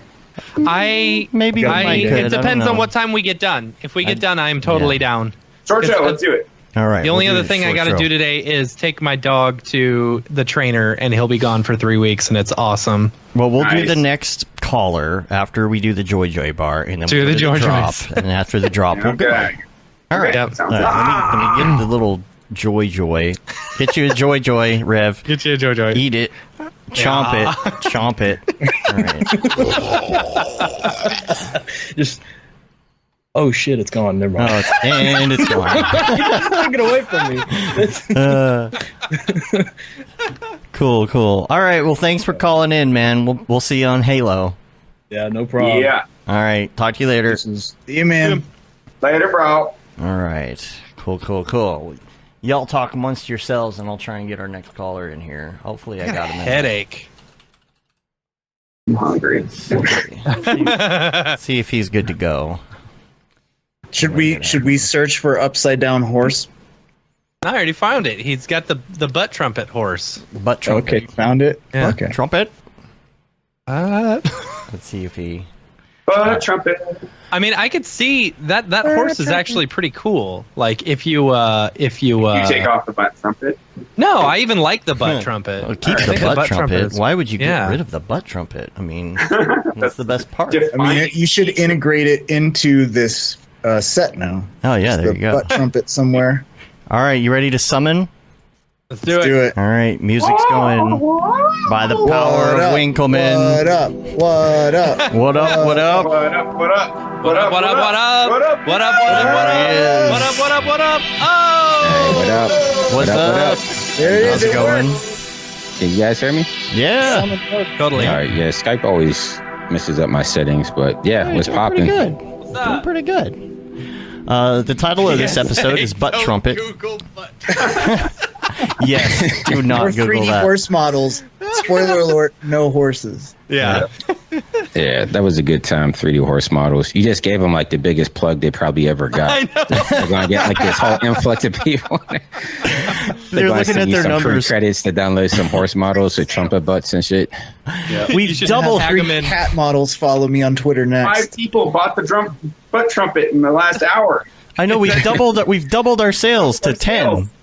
What's going on? All 5 people that watch Mograph went over there. Right. Now I just got to get people to use the butt trumpet in his round. Oh, man. That'll make it There you blow up. We should start it as a meme and everybody just starts using it. It'll be the dick butt of Mograph. I like that. I'm downloading it. Yeah. Get it. Get you some. Can we Winbush. get that be like the default What up? model in C4D? Like Blender's got the monkey Yeah, the face. monkey. Yeah, it's whatever. actually in the viewport C4D's got the in butt every trumpet. default scene. Like it's there. You have to delete it. You can't You have Yeah. to delete it like the cube and You can only hide it. You can't delete it. You can only hide it. Dude, that would be a No, it's the new figure object. yeah. Yeah. Yeah. It's like the Well, you know how it's you like do the that, pig in Houdini. Someone out there will do this. Replace all of the icons in C4D with Right. the butt trumpet horse. I think I was going to say, you know how yeah. you do the tutorial every time there's like a new version of cinema? Like right now you have like the crab that shows up in the splash screen. Oh yeah. I'm just saying, Yeah. use the horse with the trumpet. I gotta for do your a next tutorial C4D with update. a tutorial. A toot. So it just shows up in the splash screen every time. Yeah. Tutorial. I think what would be a great prank is, you can set the default new project in Cinema 4D Yeah, you to can. be any C4D file you want. So you prank someone by putting that in there, and if they don't know how to change it, That was good. yeah. Winbush, you told us some What up? horror stories last year, so I think Yeah, I we got in already have trouble that. for that. You got the now. real horror story. I know of one other story that you told us it can't, but I don't know if you can say that on the air. If you know Oh, what I I'm can say talking it. about, you know what I'm talking about. mean, about peeing all over the Land Yes. Rovers. Yeah. That could technically be a client horror story. Why don't you just tell us that one? Like a I don't know if Winbush it's a horror story, but yeah, no. So I used to, like my mentor is Adam Sandler. That's how I got started in motion graphics. And he would always throw like these Happy Madison parties. And I want to say it was the receptionist that was leaving. So he threw a party for her at one of the bars. And, like I don't really drink at all. And so, Adam was like, hey, Winbush, what are you drinking? I'm just like water, for the most part. And so long story short, he made me take a shot with him. Well, didn't make me, but you know how it goes. Can't tell the boss no. So I took a shot with him. That led to more shots, and I have a low tolerance, and so I'm just like blacked out drunk. Like I think I must have tipped. Like how they have those people in the bathroom that they pretty much give you like the hand towels and some mints or whatever. Guilt you into giving them the money. I gave him like I think I gave him like $100 tip because I woke up with like no money in my wallet at all. But Either you were robbed or you gave him $100 tip. One of the- yeah, probably both. Yeah. But long story short, I go to work the next day, get called into the office, and they were like, we got a call from the Land Rover dealership that was next to the bar. They have footage of a tall black guy that was peeing all over the Land Rovers, and we think it was you. And I'm like, oh no, that wasn't me at all. So they showed me the footage because Land Rover sent them the footage, and yeah, it was me. I was like there pissing all over the Land Rovers that was at the Land Rover lot next door. But not everybody thought it was funny. So no harm, no foul. But yeah. Oh my gosh! So you didn't time. remember until they showed you the footage. I had no idea. I woke up in my car actually. Wow. Yeah, I just woke up in my car with no money in my wallet and just went right to work. And Sounds like the typical Saturday for So- me, but Yep. yeah, so it's like I said, I don't drink at all. So it's just like I think maybe 2 shots and I was probably out. Oh. That's funny. that's funny. Well, he did drink at the Night of the Legend at Camp Mograph. Shh, not supposed to say that. A sip of a beer. If you could call it that. The question that we had earlier on Unreal, I don't know if you caught that or not, but we were a little confused about Unreal. We needed your expertise.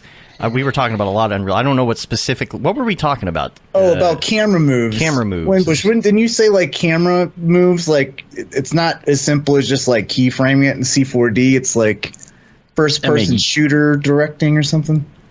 They do have you can keyframe it, like they have curves and keyframes and everything else. It's just not as intuitive as it would be in cinema. But the one cool thing is you can actually hook up an iOS device. So like I have the M1 iPad, and I'll hook it up on my shoulder mount, and I'll do like actual camera moves walking around with the iPad. Because you could turn your iPad into an actual cinematic camera, so you can make it simulate like a ARRI camera or a RED camera. Like all the settings are right there, and you can physically walk around the space, and just like you're shooting a movie. Is it something where you can go in and like smooth it out and kind of fix it up after you're done? Because that would be my thing, is like, okay, well, this is okay, but it's kind of jittery. I feel like there'd be a lot of jitter on anything like that, because it's hard to hold your light iPhone or iPad completely still, like a nice heavy camera. you could just strap it to like a big box or something you put on your shoulder. Like just get it to be more weighted so it doesn't move so quickly. True. Yeah, that's why I used the shoulder mount. Like I got a $30 shoulder mount off of Amazon, and then I got the iPad, clip, and I just attached it to it, DIY. And I mean, it's pretty smooth when you do it that way. Like when you do a handheld, of course, it's going to be jittery, but I mean, you can always go in there, you could delete keyframes, you could add curves to it and adjust it. So yeah, there's a lot of flexibility in there. Jag says that you can build rails, dolly tracks for sweeping camera moves. Can you do the tracks and then use the iPad for it? So it's kind of like you're just walking what's on the rails. That would be cool. Or are they tracks within Unreal? I mean, the tracks are in Unreal, so they try to simulate like a movie set. Like they even have cranes and everything in there, so you could put like a virtual crane and hang the camera from it and control it as you would like a jib. So you have all types of those crazy wheels and rigs and stuff that you can control. Now, I wish there were from sets like that in C4D, like to get. I mean, just have an IK like crane kind of thing would give you. I mean, you can create arcs yourself, but it would just create the more natural movement potentially. I think there one of those in there now? Is one of those. There is really? one of those now. Yeah, cool. But I was just curious if you can use your iPad motion, like the left and right motion, to integrate that with the track, because then you're not worrying about jitter or anything like that. You're just kind of humanly controlling what's going on, and that feels. So what you're saying, like it's as if you've got a virtual dolly track, for instance, and then IRL you're like pretending to push the dolly. Is that what you want to happen? Yeah, that could be cool. Yeah, it could be cool. Yeah, I mean, you should.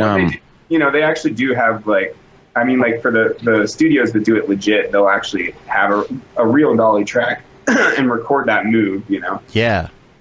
Yeah. You should, I have to send you a link. There's a guy, Matt Walkman. He's the one, like if you've seen any of like the Unreal virtual production videos they had all years ago, he was the one that's directing it. Cinematography database, right? Yeah, Matt exactly. Walkman. Yeah. So he's a good drummer too. He does crazy stuff with like MIDI controllers and all types of like physical, like camera tracks and everything. He'll link them to his cameras in Unreal, and he'll use like real cameras and do exactly what you said, like pushing dollies around, but he'll push like a physical tray around so he gets that weight resistance. And it's pretty slick. So yeah, I mean, you could program in Unreal. So I mean, virtually anything you want to do, you could come up with. Yeah. For like the Lion King, I'm pretty sure they used like real drones, because they're just things you don't account for, like how the weight shifts and drifts, like versus like animating by hand.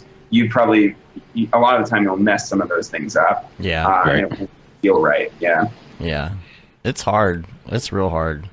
Like there's so many subtleties. That's why I was thinking like if you could kind of do a little bit of mixing, that might add a little more realism into it. What you working on next, Winbush? What's your next venture? I saw you got that NFT. We're going to talk about. We'll put a link to that in the drop for sure. Last week. That one was with First Dibs. They're like a luxury marketplace, which is kind of wild because they're selling, like Picasso type stuff and furniture and high end fashion, and then you have NFT up there, which is kind of I feel out of place, but it's kind of dope to see up there. But right now I'm doing some stuff right now in Unreal, working on Alaskan Bush People for Discovery Channel, doing some CG explainer graphics.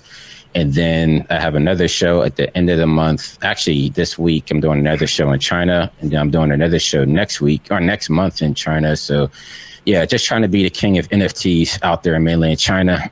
Nice. I think it's funny, there's so much like China NFT stuff, but they don't do cryptocurrency. Yeah, that's the scary part about it. Like you guys are talking about taxes. Like I don't know how the hell it's going to go down because don't say anything about it. Right. They'll never know. You made no money. No one's going to know. Who's going to know? It's crazy because the show I did in Shanghai, I had to get permission from the Chinese government to showcase this stuff over there. So they were like, for weeks, they would ask me for updates on my piece, and I would have to show the government, and they would take it and they would approve it just to make sure, you're not putting images of like Winnie the Pooh in there or making fun of the government or anything political for the most part. So it's like they know about the NFT shows out there, but crypto is illegal. So like when they paid me in USD. Like they did a private auction out there, and when a piece is sold, they just, sent the money right over to my account USD because they're not allowed to use Ether or anything out there. So yeah, it's pretty wild, but I'm not sure how taxes work because you got to pay the, Chinese government is going to want their cut and then the US government is going to want their cut. So haha, tricked you. I put 1 pixel of Winnie the Pooh in there. Yeah. It's so next time I go to China, I get arrested. Yeah. So, but yeah, I mean, they don't play because when I was over there, I did a headline that conference in Beijing, and when I was coming back to the States, they went through all my luggage to make sure I didn't buy like any electronics because they wanted to make sure that I paid taxes on any goods, when I was there. And then once I came back to LA, they double checked again before I was even able to, cross back into LAX. They're checking through all your stuff again. So like the Chinese government, they don't play when it comes to taxes. Yeah. Interesting. Yeah, so yeah, fun times. That's what I said. Maybe I'll buy a house in Puerto Rico. I know they're like a crypto safe haven right now. So maybe I'll just use a Puerto Rican address and get around it that way. Totally. Go to Dubai. Yeah. Yeah. We just need our own crypto island. I think that'll solve everything. Right. Yeah. I mean, you could buy an island in Puerto Island. Rico, or even in the Virgin Islands, you could buy an island out there. So they're not as expensive as people think. Like $100,000, you could buy yourself an island. So wow. All right. It might not be there in 5 years. I'm in. That price, Yeah, I right. can't afford not to buy an island. Right? I mean, seriously, you're selling NFTs, right? Just buy an island with some ETH, a couple of ETH, you're good. Windbush we can all go Island, in. Firefest. Yeah. Camp Mograph in our own island. Yeah. Mograph Island, hell yeah. Destination Mograph. Let's do it. But yeah, that's Cool. some fun times over there. Love it over there in China. Love the people. So yeah, it's been fun, hitting up there's collectors over there that can't go to, like Super Rare or Maker's Place or Nifty because of the way the internet is banned over there. Like they have their own Chinese internet, so they can't really go outside of, their structure there unless they buy like an outside VPN. So there's like a whole bunch of whales over there. They want to buy NFTs, but they have no way of doing it. So yeah, it's been kind of, cool trying to educate the people over there and, getting them into it and seeing how how excited they are to see Western artists over there. So it's been an interesting year. Yeah. Cool, man. Well, we appreciate you calling in. We're gonna Plus, I got holograms now. I don't know if you guys can see that. Hell yeah. Oh, that's rad. That's NFT crazy. holograms coming soon. So Did you teach yourself how to do the soft body dynamics, or did you? yeah, all self-taught. Like All every other self-taught. asshole out there. inside joke for a Twitter thread that was going on. Yeah, I was hot about that this morning. Somebody put up a tweet that was like, "Who's teaching you guys all this software?" And everybody's like, "Oh, I'm self-taught. I'm self-taught." And I'm just like, "What the hell?" Like, I'm looking at your NFTs, and they're all tutorials out there. That like Ariew and EJ. Anybody that says they're self-taught is learning. Like, we all learn from tutorials. I learned from tutorials. EJ, like all of us. Part of it is like. Tinkering around and experimentation, sure, like you can come up with your own techniques, but that's what makes our community so awesome is like the constant information sharing and openness of all the leaders in the community, that started, I feel, with like Andrew Kramer and Nick Campbell, right, like that. Well, I always thought that self-taught meant you didn't go to like school, but that's all that means in my mind. But you're constantly learning, like as if you're going to school through tutorials and courses, right.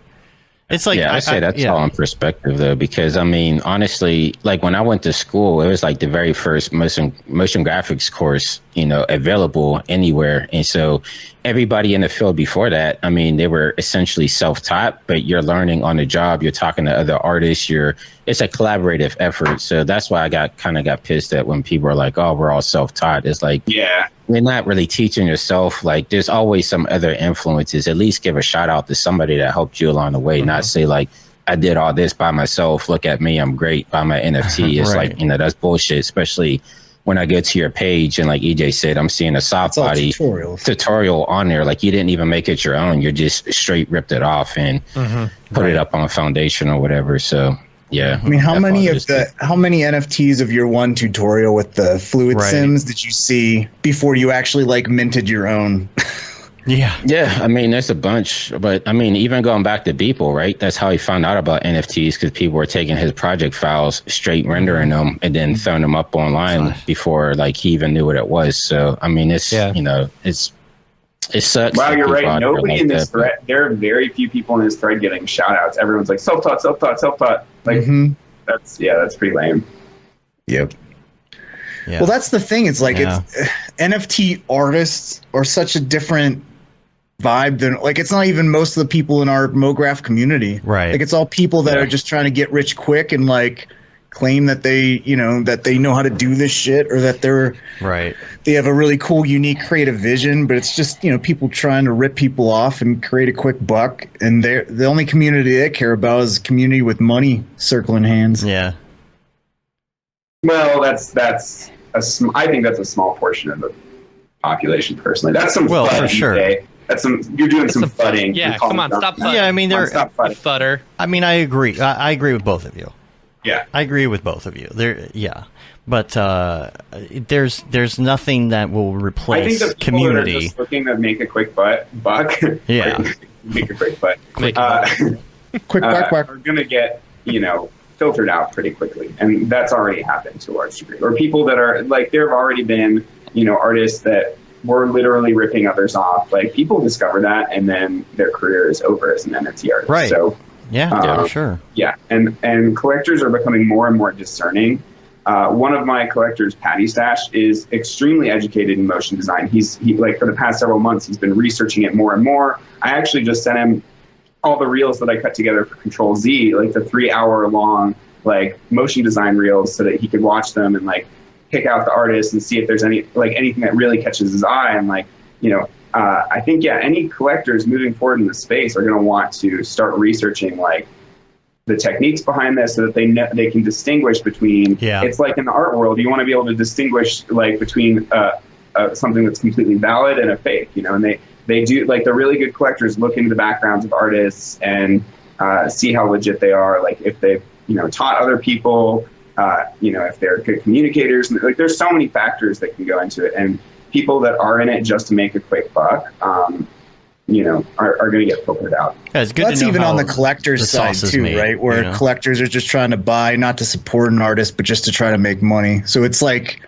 both sides will get filtered out eventually. Well, I think a lot of collectors will lose the money, and I think a lot of the time collectors they want to do both at once. They love art, and they want to make money. I don't know. Yeah. All right, Winbush, we're going to give you a joy before we go over to the drop. Joy. Happy joy. Get your joy here. Yeah. Sorry to go out off on a negative note. Didn't want to go on that tangent. No. Get your joy. Eat it up. There we go. There you go. Any hologram joys. Right. Cool. All right, fellas. All right. We'll see you later. Yeah, for sure. Don't pee on any more cars. All right. I think we should go over to the drop so we can play some Halo and stuff. What do you think? Yeah. Drop. Is this the fucking mic? Drop. This is exactly what I should be doing. Oh, look at this set! This is dope. What's up, and welcome to this week's episode of The Drop, your weekly source for all things NFT and crypto art, as well as upcoming drops by notable people in the Mograph industry. I'm Matt Milstead. Joining us today, as always, is Dave Koss and David Ariew and EJ Hassenfries. What's up? What's up, y'all? Welcome to our futuristic drop zone. It looks This is real dope. good. I want this to be an actual space. Yeah. This is the metaverse. We're in the metaverse right now. 30 minutes to do. I wish I could have spent more time on this. It looks good. I literally took the set and threw some textures on it and hope for the best. It's beautiful. Nice. We just learned Cinema 4D the other day. Yesterday. Yeah. All right, let's see what we got. Let me go. Yes. Okay. Cool. Let's knock out the normal drops from Nifty Gateway and Maker's Place. Today, the 25th of October, Boss Logic is doing a drop today, which is very exciting. Boss Logic is an awesome artist. I'm gonna enter all the drawings for sure. And are you? This is on Spooky Gateway. Spooky Gateway. So stupid. Yes. I mean, a lot of the drops are only if you have one of his pieces, and sadly, I sold mine for way too cheap. I think I sold it for like $1,000 more than I made it back in like March or something, and then a week after, it blew up to being worth like 15 grand or 20 grand or something. But you know that happens. They got one piece for $555. Is that an open edition? Yeah, that's open. Okay, cool. There you go. I mean, yeah, I expect there to be like thousands of editions purchased. So, but yeah. I don't know. I wouldn't be surprised if that doubled or tripled in value. I wouldn't expect it to like 10x or do anything crazy, but yeah. Right, but still. Yeah. Ooh, man, the work that he's got. Oh, so pretty. What are you looking at? I'm actually looking. So the stuff that I gave you on the link here, put this up because this is better. Well, is it where it says grab a piece here? No. So just look in the link that I put in the chat. Like they finally posted the stuff on Nifty Gateway. Oh, you know, okay. And like the work is gorgeous. Boss Logic is awesome. Do you have to own some of his work to be able to enter? For the drawings, yes, on some of them. User must own one Nifty, but is that of Boss Logic's Nifty? Several. No, any Nifty. For denial, it's any Nifty. It says, if you scroll down, it'll tell you if you can enter or not. Do you see where you scroll down? It says your total available entries 1 for me. And then for anger, I cannot enter because I don't have any of this. Several of these require Boss Logic pieces. Okay. And when do these drop? What time? But the last two, the reader and empty boxes, those are other ones where you can enter. Oh, I can. Yeah. Okay. Ooh. Edition of 10, $1,500. Yeah, that sounds like a good one to go for right there. All right. Yeah. I'm definitely gonna get a jump on this. That's awesome. All right. So what else we got? Cool. That was Boss Logic. That's today. Tomorrow, I've got Arctic House and Julius Horsthuis. Okay, so Julius Horsthuis is like the best fractal artist that there is. It's gorgeous. Like the previews. This actually kind of pisses me off because I was going to do this actual project. It was going to be Artec House with me and NYC NFT. I was creating one of my mirror boxes, and it was their Artec House has several 20K projectors for each wall. So it's like a fully immersive experience. And I actually built it out and did all the renderings. And then they pulled the plug because they didn't think they had enough time. And it's like, bro, I already did the work. Like, you have enough time. Like, I don't know. Yeah. So that sucks. Whatever. I'm going to do something with them later on. But yeah, it's a bit of a bummer. Huh. God, that's real so pretty stuff. Yeah. Well, yeah, Julius is amazing. Like, I've been following his work for years and years and years. Yeah. See, David, this is why you need to be doing the drop. Because you know all this information. Yeah. You got plenty of time, right? Yeah. Yeah. Right? Yeah. Not busy. Okay, and then the 27th, a couple of drops. We've got Jonathan Wolfe. Jonathan Wolfe does these fun little, I don't know, like, they look like kids sketches, and like he did a previous one that looked like Play-Doh things and stuff. It was pretty neat. So there's that one. Also that same day, BD White is doing a drop. This one looked really cool. You get your typical space character. Yeah, I love that. So I love the water. Sims bonus. Paul. Okay, remind me, because Paul's still in our chat, and he's like, "Hey, just dropping this one in here." Yeah, shilling it while we're live. Oh, that's funny. That's All funny. right, cool. Self-taught too. Say? Yeah. I was just talking about the Fluid Sims looking good. Yeah, really nice. So that's the 27th. On the 28th, Crypto Cubes. Yeah, Crypto Cubes. Crypto Cubes. So it's a whole bunch of different artists. This guy, so Crypto Cubes has been around since before Beeple. And the guy who made it, his name is Han. And he's actually one of the people that bid on my Immortalis piece. He bid 33. Oh. And so I had a call with him the other day. Dude, so he also bought Beeple's Time magazine piece in June or July. I can't remember which, but that's when the market was really dipped. So he was super smart to buy it then for like $350,000. And then he just flipped it a couple weeks ago for 2.5 mil. Yeah. So like, dude is making some really smart moves. And I talked to him, and it's crazy. He used to be homeless. Really? So like, he's gone from being homeless to multimillionaire thanks to NFTs.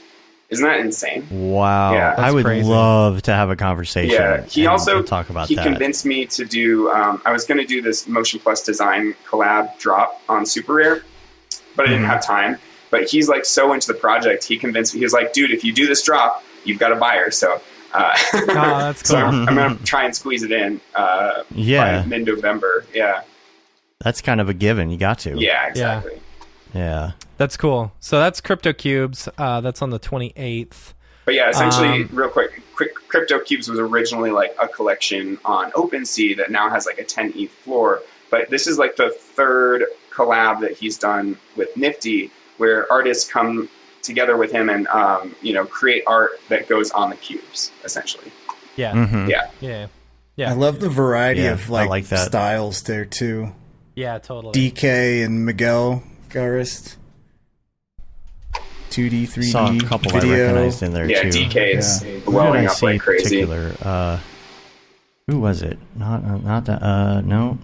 Norlander. I love Norlander's work. Yeah. Cool. Okay, that's the 28th. On the 29th, 33. It's another collection of, I believe, a curated collection. Is that correct? Yeah, 33 is like a big collector, and so this is probably like what King of Midtown did, where it's he's ushering certain artists that he's a fan of into the space and doing a collection of their work. Yeah. Yep. So look out for that, and then on the 30th is dat.xyz. Dat.xyz. Dat.xyz now. So, and I'm curious to know what this is. Like, I just see a little teaser on their Twitter, where they're that's right. Dat.xyz does these really cool little what are they? It's like they're like petri dishes almost. This is stupid that I'm not signed in to Twitter, so I can't look at his Twitter on this computer. Stupid.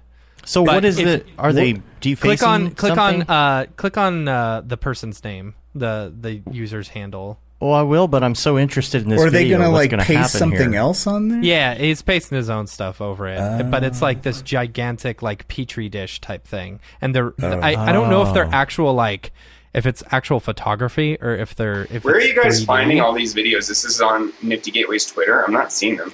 No, I do. I go before the show. I go and I search research every single person. Oh, that's good. Is being dropped. Nice. So it's interesting though because like Matt talks about, half the time they have a little promo, but it doesn't show off anything having to do with what they're doing, and it's so hard to know. Yeah. Like what do I want to buy? What am I going to buy here? It's like you got to be on board with the artist before. Yeah. Or else you just don't know what it is. Yeah. Totally. It's so that's the 30th. So click on that person's name. Click on dat.xyz, and then you'll see some of these. Yeah, if you scroll down, you see these like really cool petri dish looking things. And I have a feeling that's what this is. Is that like a real cool petri dish? I don't know. Like I don't know if it's time-lapse? real, if it's 3D or something. But it's cool. I like it. I think it's neat. I've got something to shill. Sure. So chill it. Chill it up. I just sent a link to this tweet, but so it's Paris Hilton talking about Chelsea's art because nice. Chelsea is her art is currently in an auction at Sotheby's. Sotheby's released Sotheby's Metaverse, and this is like it's a collection. So they invited a bunch of collectors to bring some of their favorite pieces to be auctioned off. So it's like almost like a secondary sale type deal, but this is ending tomorrow, actually, and there's a ton of cool art in this. This is the second time they've done this natively digital thing, but this time it's wrapped in this Sotheby's Metaverse platform, so it's pretty sweet. Super dope. That's cool. Nice. Do you have more? Or we get to the end of them already? I don't know where we're at, Matt. No, now we're going to move over to Maker's Place. There was 2 drops. Oh, we haven't done Maker's Place. Yeah, 2 drops. Amir H. Falah. It's a like kind of a like collage of pop culture and Western art type stuff. It's kind of neat. I like this one. This one gets dropped tomorrow on the 26th. So that one's pretty neat. And then on the 27th, Lumi is doing a thing called Future Form. This one's interesting. It's like, I don't know, as I was watching it, this gave me like, so I don't know. When I took my humanities course, in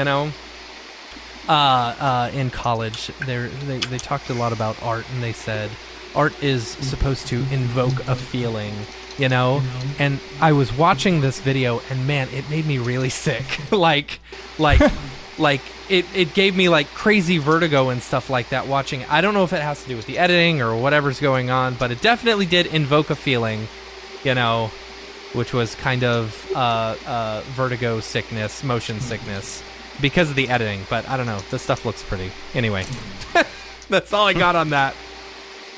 How about let's show Paul's as well while we're in here. Yes. Yeah. Oh boy, y'all are hilarious. Y'all are just like throwing stuff in the chat.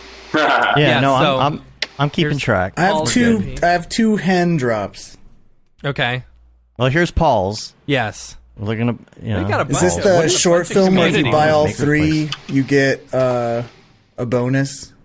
Yeah, you get your own robot. It's a choose your own adventure. Choose your own adventure. That's right. You get to choose the ending. That's such a cool concept. Yeah, it is. Mm-hmm. Has anyone bought all 3 yet? It's funny because Chelsea... There's been a couple who have bought all 3, yeah. Chelsea was trying to convince me to finish up my Love in the Time of Space Invaders animation because I only did half of it. And then she was like, what if you, at the end, did a choose your own adventure thing? And then, like, 3 days later, Paul, unveils his drop, and it's like, oh, that concept's been taken. That's funny. Not that you can't, not that... Yeah, I was going to say, you could still do it. I mean, I you can only have one choose your own adventure book. Right. Yeah, true story. One has to involve the butt trumpet horse. That's true. Like the horse of the apocalypse. Yeah. Right. Yeah, it'll be the Deus Ex Machina that comes down from the sky and saves everyone. The butt trumpet. Mm-hmm. That's funny. What trumpet? All right. Where are we at? We are at Ryan Summers. Okay. Yeah. So Ryan Summers minted his first NFT. He did, which is pretty cool. It looks real good. We actually we had this on the list. He actually was chatting with us this morning. Yep. Yeah. He's just gone. But he's working. He's just gone full 2D. He used to be like kind of 3D guy, and now he's like so into drawing. This is amazing, actually. Dude, the animation tools in Procreate are incredible. Really? Like, yeah, they are. So great. amazing. Like I needed to do a little illustration for a client, and I was like, I could do this in After Effects, but it'd take me way too long. I don't want them to think that I've actually done the work. And so, like, the onion skinning and everything in Procreate, and just being able to do, add frame, boom, add frame, boom, add frame, and you're able to quickly just sketch something through to get your idea across. Oh, it was awesome. It was so great. So, yes. What is this? The Iris edition. edition. So this is Andy. Andy. Oh. Yeah. Oh, Andy yeah. Needham hit us up in... Yep. Hit us up in Slack and was shilling his Iris editions. Yeah, it's cool. Dope. Excuse me. Bless you. Oh, you like how it just disappeared? Mm-hmm. Yeah. Oh, look at that. There you go. Yeah. So these are super cool stuff. Reminds me of like Spyro Gyro. Right? Yeah, they're trippy. Spyro Gyra. The jazz band Spyro Gyra? Yeah, exactly. Hey, bring back some of them gyros. Gyro, Giro, Giro. Spyro Giro. Spyro Gyro. We also have one from Neil. You want to read the email? Let me read the email. Yeah, I wanted to share with you an NFT drop that I'm doing in collaboration with my brother Sean on Foundation, set to release November 1st, so coming up next week. Sean creates physical art pieces that merge high-end materials with LED lighting, and we want to find a way to combine our skills to create something that transcends the digital NFT space. So he came up with a series of NFT animations representing 3 small handcrafted acrylic LED and bamboo display pieces physically built by Sean. The first collector of each NFT will also receive the animation's corresponding physical piece. That's cool. It will be listed as a split release on the Hilk Built page here. And for now, we have posted a promo video for the drop on our socials. It's on Twitter. Sorry, what is going on with all of this? It's a weird link. It combined a Twitter and Instagram link together. There we go. This account does not... What is going on? HTTPS. There we go. There it is. What we got? Oh. Yes. We'd greatly appreciate it if you mentioned on the podcast. And then also the following Monday when the collection goes live. So it goes live next Monday. Yeah. Cool. Here we go. Here's something that just happened. So I don't know. I don't know if I'm interrupting, but I thought this was so fun. No, you're fine. So Pac just released this NFT for people that are haters. So you have to respond with a tweet that you made that was hateful towards him in the past in order to win an NFT.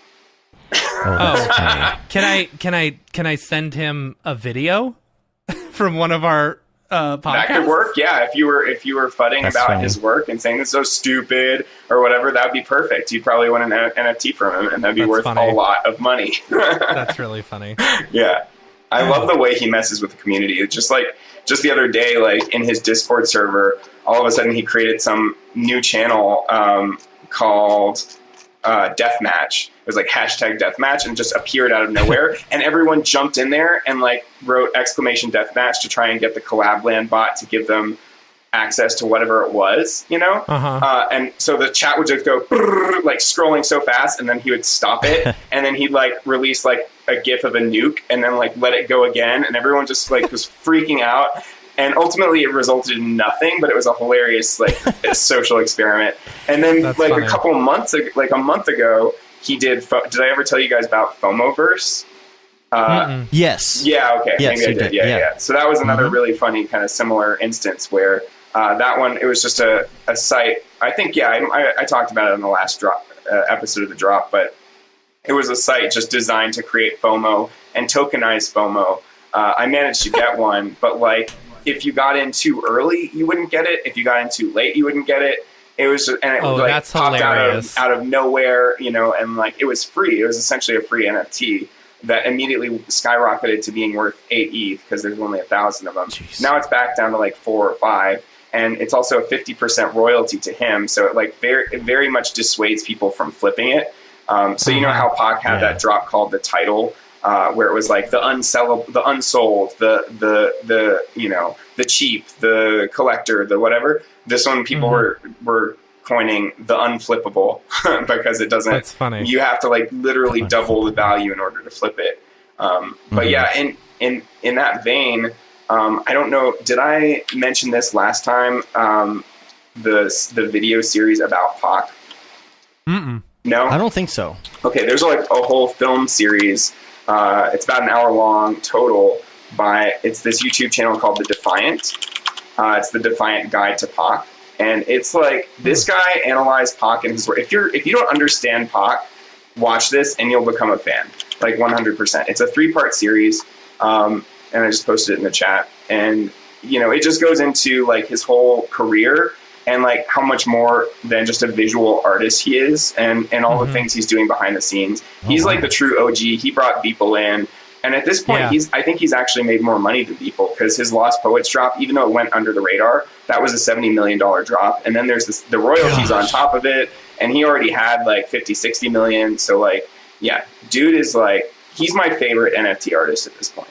Like hands down. What's the web page where you can see who's the top crypto artist? Cryptoart.io. Okay. Yeah, but see, the issue with that site is it doesn't include collectibles. on OpenSea. It doesn't include. It's only the one of one like NFT market, and also it doesn't. It's weird because it'll scale with the value of ETH. So it says that I've made over $1 million, which is not true. Like, and you're like, oh, damn it. Damn it. If only there were like a lot of mistakes I made at first, of course.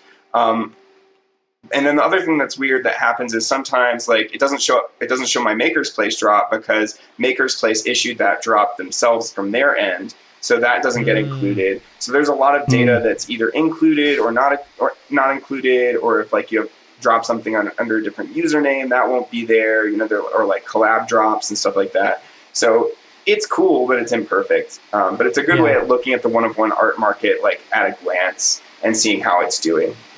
What's Mr. Keyframe's question here? I heard people somehow involved with the what? Sorry, it's cut off on my screen. I think he's talking about Metacoven. He's talking about Metacoven. I'm guessing. There was like some slight controversy maybe over the B20 token at first, in that people had some shares of that, but I don't think that he asked for that, or I don't know. Like that's just a weird situation. That token kind of ended up being like a pump and dump that we all lost money on if we jumped in. Yes. Yeah. I lost my $50 I put into it. I put a grand into it and lost it all. Ooh. I mean, it's whatever. Oof. That's like.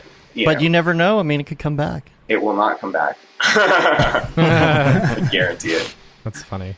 It's still good. It's still good. It's just a little wet. It's still good. It's still good. Yeah. Oh, boy. Look who's here. Hi, Dorpy. Hey.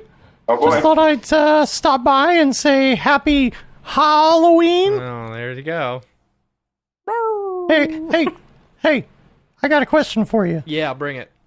What kind of dog does Dracula have? Bloodhound. A bloodhound. Yes. Yikes. It's Excellent. getting kind of late where I'm at. Whoa. I'm feeling kind of weird. Uh-oh. What happened to him? What's going on? You can't hear it, but there's lots of thunder going on right now on the stream. I don't understand what's going on. Oh, no. Oh, my God. What the hell is that? He turned into a werewolf. Oh, I got a little lightheaded there for a second. I don't know. I love that what's going on. it's the same voice. So, anyway, I'll just keep going. I'm feeling better now. David and EJ, really been loving your art lately. Really been getting into it. I guess you could say it was love at first bite. Thanks, Scary Dorpy. Scary Dorpy. Scary. I feel just fine. I have the energy of a puppy. Oh, gosh. Yeah. I'm getting a little hungry. Should probably go wolf something down. Hey, Dorpy, where would you sell your NFTs? I don't know. I'm gonna get out of here, though. I just like to say before I leave, fangs for the memories. Okay. Amazing. Okay, bye. And he's looking a little different today. I don't know what's going on there. Must be a full moon. Maybe he didn't have his coffee. I don't know. Yeah. Is that Wolfe brand chili? EJ, were you gonna shill something? Did you have something? You had. Yeah, I had. If you scroll back some hints. Oh, here we go. I got some link. Is it the Hazim? It's the one that it's like a Halloween themed drop. Oh, okay. Yeah. Oh, if you go back, it's the top. Ooh, these are pretty. Yeah. So Sylvia. Oh, okay. Sylvia Puff has this. She's got a ton of really awesome characters. Like her. Oh, man. Like I love her style. And so she made this whole series of Halloween themed characters, which are super dope. I love like the packaging and like it just flips like a card. Oh yeah, those are amazing. And if you collect all of them, you get like a special bonus one. So up until this point, I got one of each. So I'm excited to see what else comes out. And I think she's got a couple more drops this week. I love the light. Like it looks like a night light on that one. That was pretty cool. Yeah, that first one there. Look at that. Yeah, looks like a little light switch. Pumpkin one. Yeah. But she's actually made she's got a ton of stuff on OpenSea. Go check out her super rare page because it's like completely different from this stuff. Nice. Oh yeah. It's incredible. I think it's coming up. I got stuff that's not coming up no, today. Hen just sucks ass. It's just a hen thing. Hick and yuck. I love this texture on this one right here. Yeah. It's pretty. Yeah. That's But cute. she's made like real vinyl toys that I bought rad. one of, and I'm still waiting to get. But yeah, she's really awesome. That's awesome. Cool. Did you guys hear? Did you have another one? Oh, go ahead.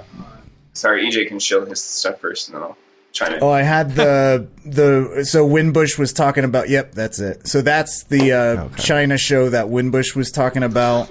It's Winbush, I believe. Yeah, Revillo, myself, James Fried Pixels, I think, is in this show. So it's like pretty dope. That's awesome. This is like my first. I know it's Revillo's, and James's first like physical gallery show. So hopefully they show some cool pictures of the actual physical gallery, because Winbush shared a picture of the show where it was like his work, 3 pieces, just like in like an art gallery with the descriptions underneath. And I was like, that's so cool. Yeah. Have a physical show I like that. want to do something like that. I think it would be really cool to do like a art show or something like that. Like do it both online and like in a in like an art gallery or something like that. Like rent out an art gallery, do screens and stuff like that. Say we're going to be having an auction or blah blah blah. Get a bunch of cool artists or NFTs that we already own. And auction those off. I think that would be cool. Yeah, hit up Bart and see if they can use his space. His space is dope. Like we talked about that a little bit.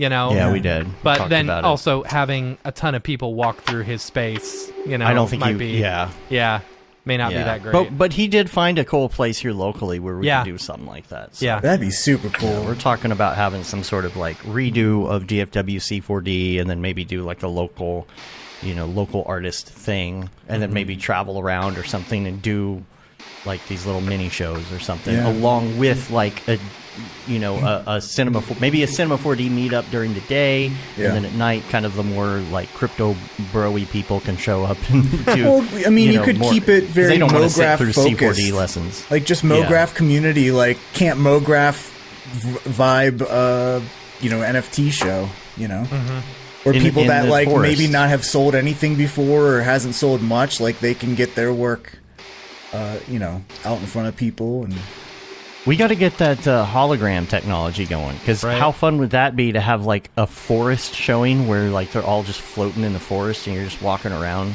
Got to get some of those Looking Glass hologram displays. Yeah. I mean, I'm sure you could achieve that with an iPhone and some shrooms in the forest. Right. You just start scrolling on Nifty while on shrooms in the forest, but it would be a lot cooler if you could do it for everybody. Do a little bit of holograms. Yeah, just next Camp Mograph, just get a VR headset and some shrooms as you check in. Yeah. Here's your shrooms.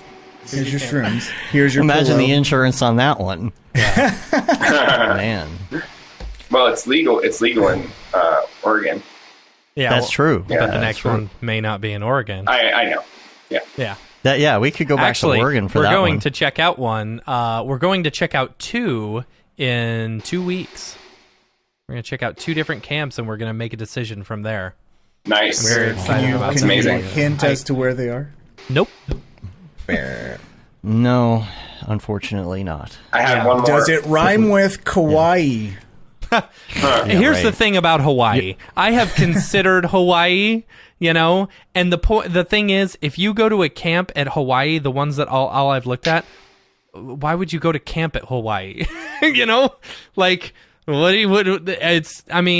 like, you got cool things that you can do at camp here, but like, if you go to Hawaii, you're gonna want to just sit at the beach and like, you're gonna want to Hawaii drink and like, you're gonna want to Hawaii. You're gonna want to be aloha. You know, it's just maybe there's like resort Mograph. Exactly. Mograph resort. Yeah, you don't need to always have the kind of the structure theme, or not the camp theme, but you know what I mean. Like, it can just take place on a beach. It doesn't have to be like this, nostalgic like kids camp kind of thing every time. Right.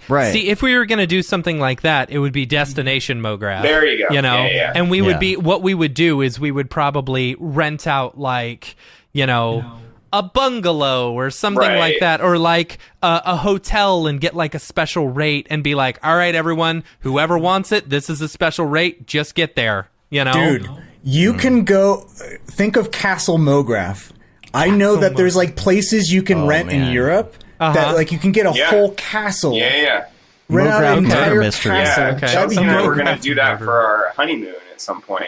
Like that was the idea, was like rent out a whole castle for all our friends. And just that's a really good it's idea. Surprisingly cheap to do that a lot of that's what I'm saying. Yeah. Like how many castles have tons, like that stupid Downton Abbey house has like 150 rooms in it. Yeah. Only one will survive. I think that one would cost more than the average. Mograph Abbey.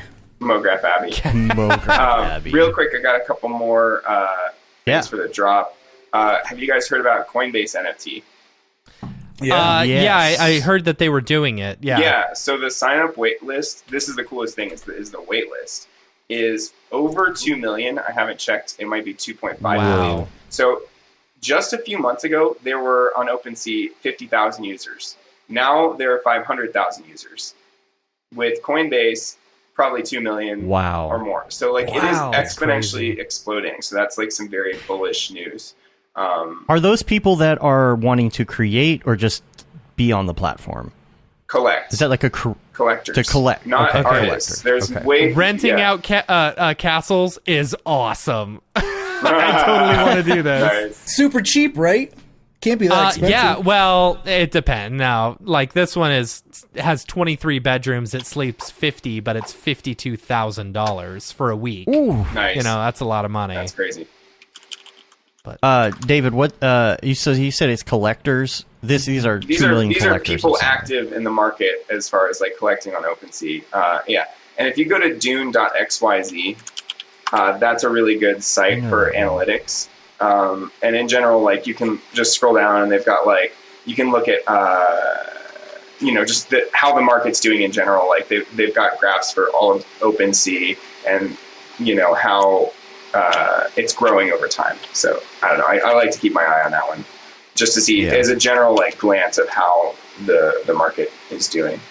And then for people that are like hardcore into like collecting and flipping profile pics, there's this other site called Nansen. I think it's Nansen.ai that allows you to track like where the smart money is going and what projects people are aping into and when.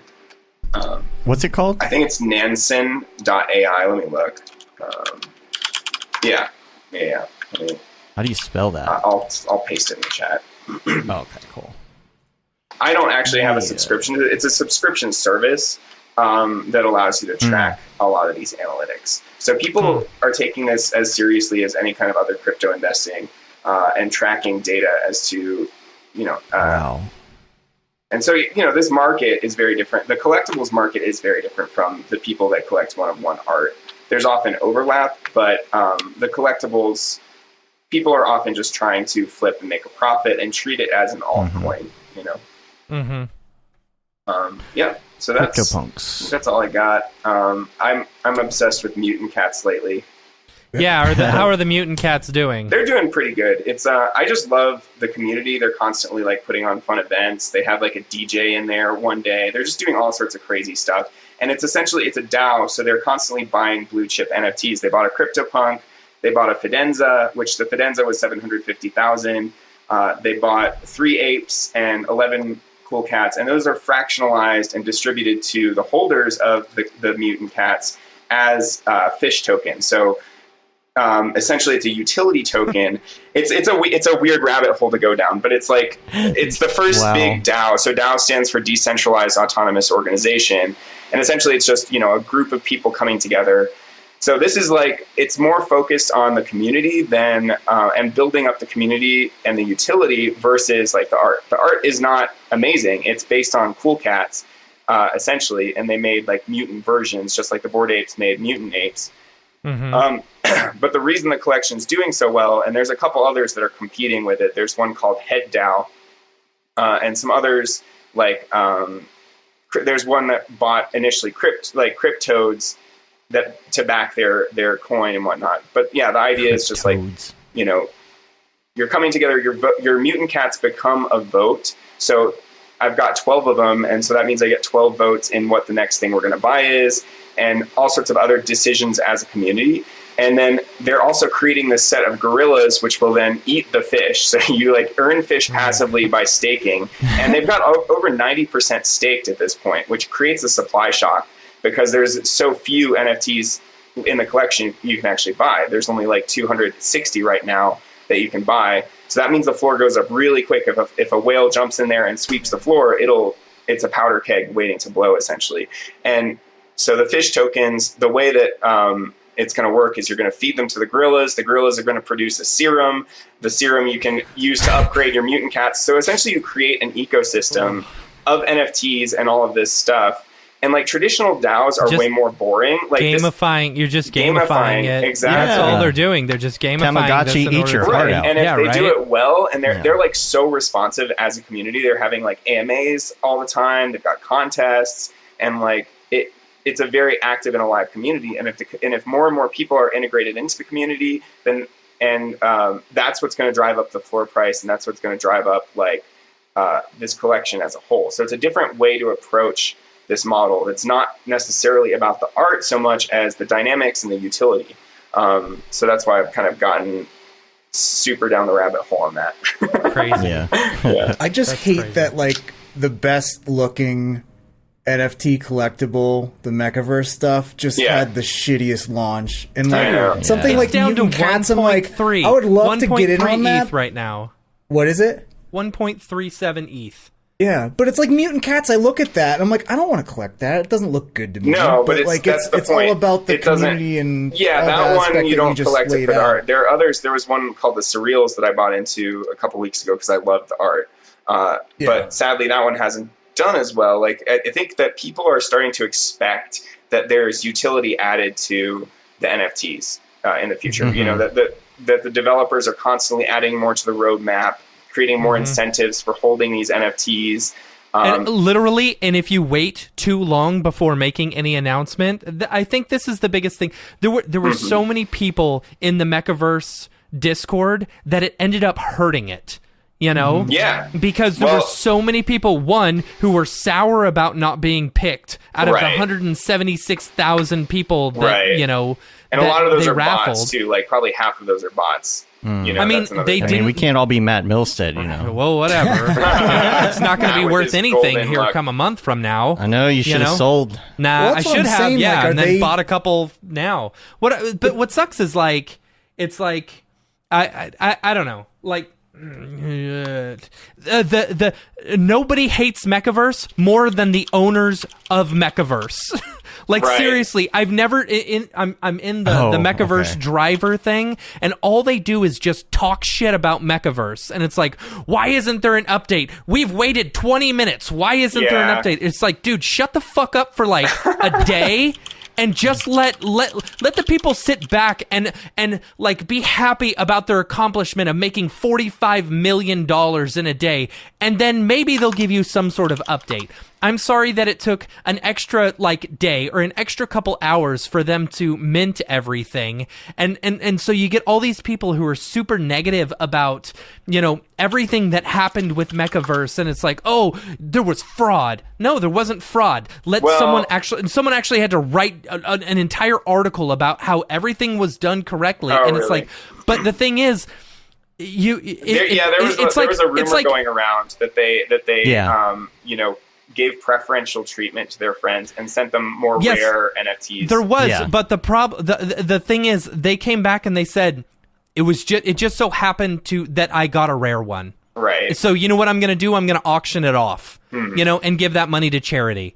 You know what? It sucks. It sucks that was a situation that happened, and it totally fucking blew the Mechaverse straight down the shithole, you know, because they are some of the most beautiful ones that I've seen, you know, and like I absolutely love the art. That's why I don't think I'll ever sell it unless it goes up in price. But the thing is, like, they've now come out with a you know, a roadmap and stuff that they're gonna do, and it's like, you can change the background, you know, coming soon, because people were, the background is white. Why you should have just changed it so that they didn't look the same. It's like, dude, stop fudding and just shut the fuck up and just let this thing actually happen. I'm very pissed about this because like you know the scene from The Simpsons when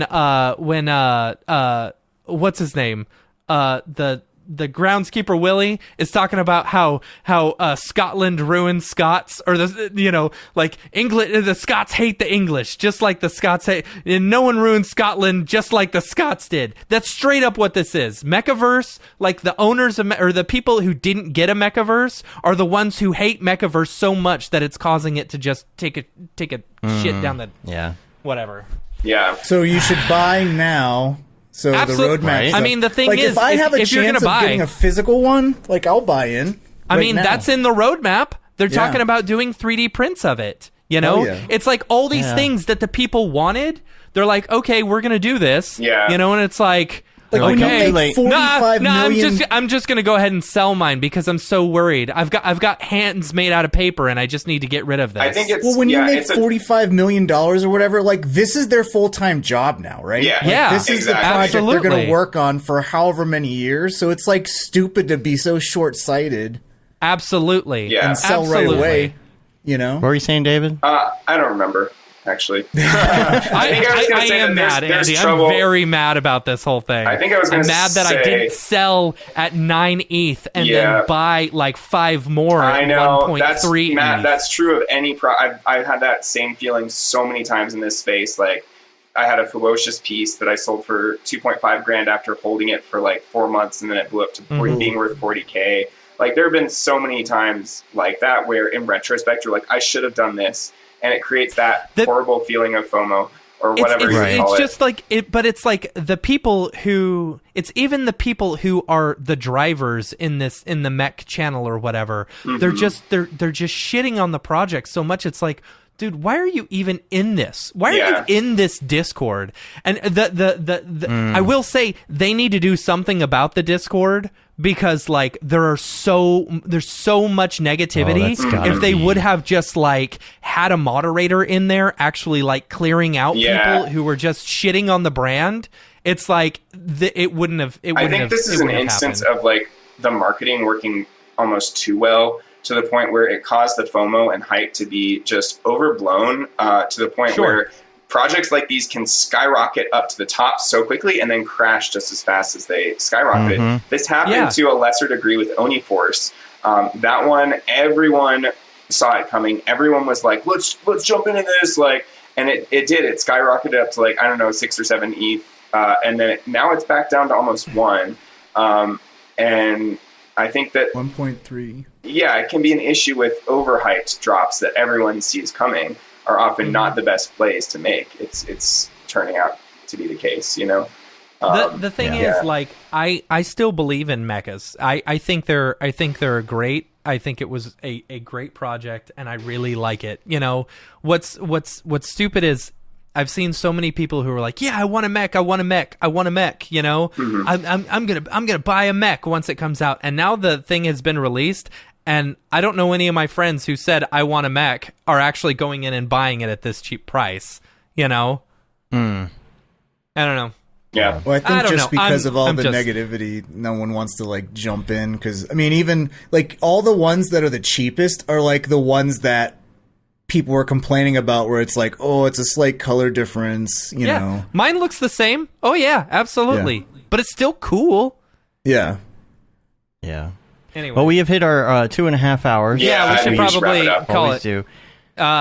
David, but people want you to come back for every episode of the drop. I know. I'm telling you. Awesome. I'm telling you. I can start dropping in more frequently. Yeah. We should do a monthly thing. We should make it a monthly thing. Yeah, that sounds good. Yeah, that sounds good. Let's make it a monthly thing. David Ariev's drop in. The drop in. He gives us a all right, cool. He'll drop in on the drop. Sounds good. They right. Got to play with the Octane Jesus thing like that. Yeah. You put a couple other links in here. Oh yeah, so this Show You site is like the Sushi Swap. So just like Coinbase has their own NFTs thing coming out, the Sushi Swap is coming out with their own NFT site called cool. Show You. And I'm not sure, like, and David, you'll probably know, like, the max limit, upload limit for these NFT sites. This one is 500 megabytes. Oh, that's amazing. That's much bigger than, so Super Rare is 50. Foundation is 50. Maker's Place is 200, which was why I love Maker's Place for long format content. And then Nifty is 300. 888, the New World's going to be at least 300. And then, that's what you just said, 500. That's amazing. Cool. Yeah, for Super Rare, I was going to release a mirror box piece as my Genesis, but because my mirror boxes are so high, have so much high frequency detail, they look like absolute trash when they're compressed. And down to 50 megabytes, especially for like a 2-minute piece, it was just unrecognizable. So I decided not to go with it. I actually complained like publicly in a nice way to try and like light a fire under Super Rare's ass to like do something about this. Like there's no reason that the premier platform like Super Rare is exceeding Nifty Gateway these past several months. It's at 28 million for this month. Nifty's at like 18. So it is the best place to drop your NFTs as a one-of-one artist at the moment. When are they going to start like opening things up for artists?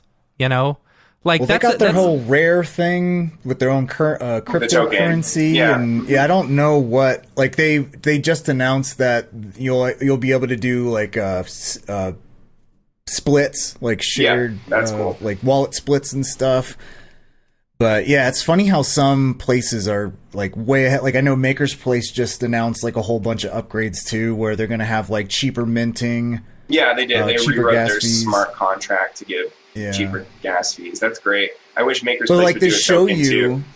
This show you has unlimited like collaborator thing in their smart contracts. You can literally collaborate with like 100 people or something like that. That's great. I mean, like it right now, like the way I've been doing it is I just send the ETH to people after I'm paid, and that creates an annoying tax situation where I have to like write a million 1099s. Well, and if you want to deal with royalties, like that's a whole nother thing. Yeah. So the splits are like such a necessary feature. But yeah, like again, like that would be my number one request is just increasing the file size limit, because it's excluding so many people that make long form content. And it was cool. Like, I'm so happy that Immortalis had such a good reception, because that actually, like, a lot of people that I know, like the Dink, who's like an amazing artist, like Houdini artist, he was like rooting for it and for me because of the fact that it's a longer form video.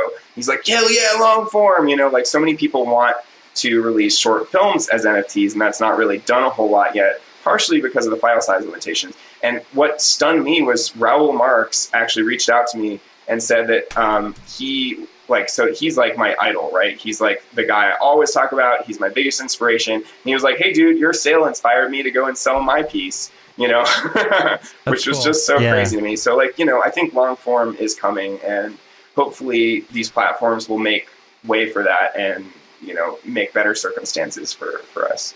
Yeah. I agree. Yeah. I agree. There's Matt, you put something else in here? This is just the slim hoods. Yeah. I love the slim hoods. I think cool. The slim hoods was a really fun project for people, and they're real cheap right now. They're 0.02 ETH. That's good. I went ahead and picked one up. I picked one up that looks like Amy. So there was one guy on TikTok, and I meant to I'll put a link in the show notes, but he purposely decided, how could I make like the dumbest NFT thing ever? And he, over the course of a weekend, built a site where he's just selling shapes. And it cost him like a lot of money to mint all of these and try this experiment just to see what happens. But I'm interested to see where that goes once it actually drops. So I'll put that in there. Yeah. Okay. And David, I got your link to the Mac Miller Colors and Shapes. I actually saw your post last week, so I pulled that up on the show last week. Oh, good. Okay, so you guys have already talked about that. Amazing. Yeah, that one's just incredible. Yeah, not to do with NFTs, but like one of the most beautiful pieces of animation I've ever seen. Right. Yeah. All right, Matt, you want to wrap up this drop? Yeah. If anyone has any drops that they'd like to shill on the show, shoot us an email, info@mograph.com, and we will shill them on the show until next week. Let's get back into the regular podcast. Okay, bye. Okay, bye. Drop. Is this the fucking mic? Drop. This is exactly what I should be doing. I'm Mr. Werewolf. My voice didn't even change. Dude, that probably blew everybody's speakers out of the water. I apologize. Yeah, I didn't hear it. I had to put that intro in at the last second, and I dropped it into my software, and I didn't set the levels. So that's at over 9,000. Ooh, I've got to pee so bad. Let's get out of here. Yeah, I'm so hungry. All right, we're going to get out of here. You can rate us on iTunes, leave a review, help us on, the ratings and things. You can say you've been there, done that, got the t-shirt with the Mograph logo tee, the Paul Babfield the Bab shirt, 2020, all the profits from that goes Doctors Without Borders. Are you going to update that shirt long here? sleeve tee. I don't know. We should figure something also, out. I'm wearing a, oh, yeah. I didn't show this, but I'm wearing a Board Ape Yacht Club t-shirt. Wee-hoo! Ooh. Wait, yeah. no, I'm all backwards, Nice. so I don't know where my... There we go. Yeah, other way. It's on your... It's on my left. There it is. Somewhere. Yeah. There you go. Over that. It's behind a pumpkin. Yep. And what else? Oh, that Render is Fire shirt, which you're only allowed to wear ironically. Unless you're shams. And Mograph Blandishment shirt. And we're on Facebook, Twitter, Instagram, YouTube, TikTok. Yep. Mograph.com. Bip. Everyone's saying they're deaf. That's about it. Yeah, You guys, sorry. You guys you want to play some Halo or no? Yeah, I could probably play for minutes. like 20 minutes. All right, let's do 20 it. minutes. Get rev. All right. All right. All right, let's cool. go. Okay, we're going to get out of here. Until next time, I'm Dave. And I'm Matt. And I'm David. Have a good one. Later, yo.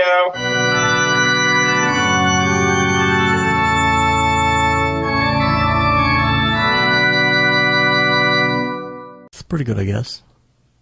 Mograph.com, an online resource for motion graphic artists.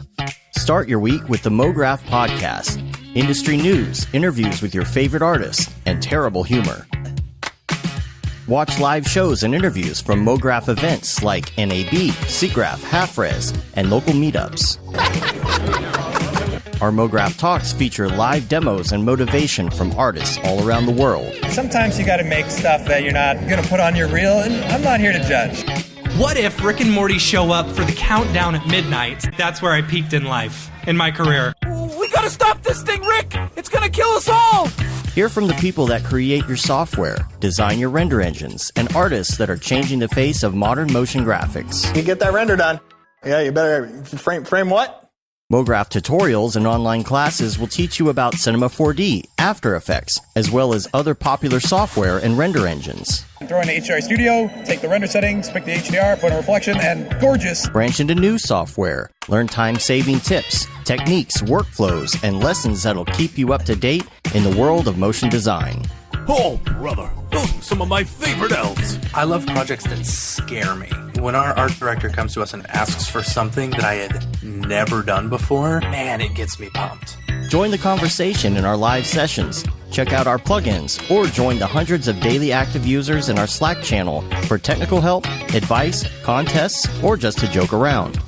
Real nice banana. Ah, that's so funny! All right, I'm gonna live forever. Subscribe today and get the latest updates on our YouTube and other social media channels. Take all your dreams and just do it! We don't care how you get here, folks. Just get here. Subscribe to Mograph.com.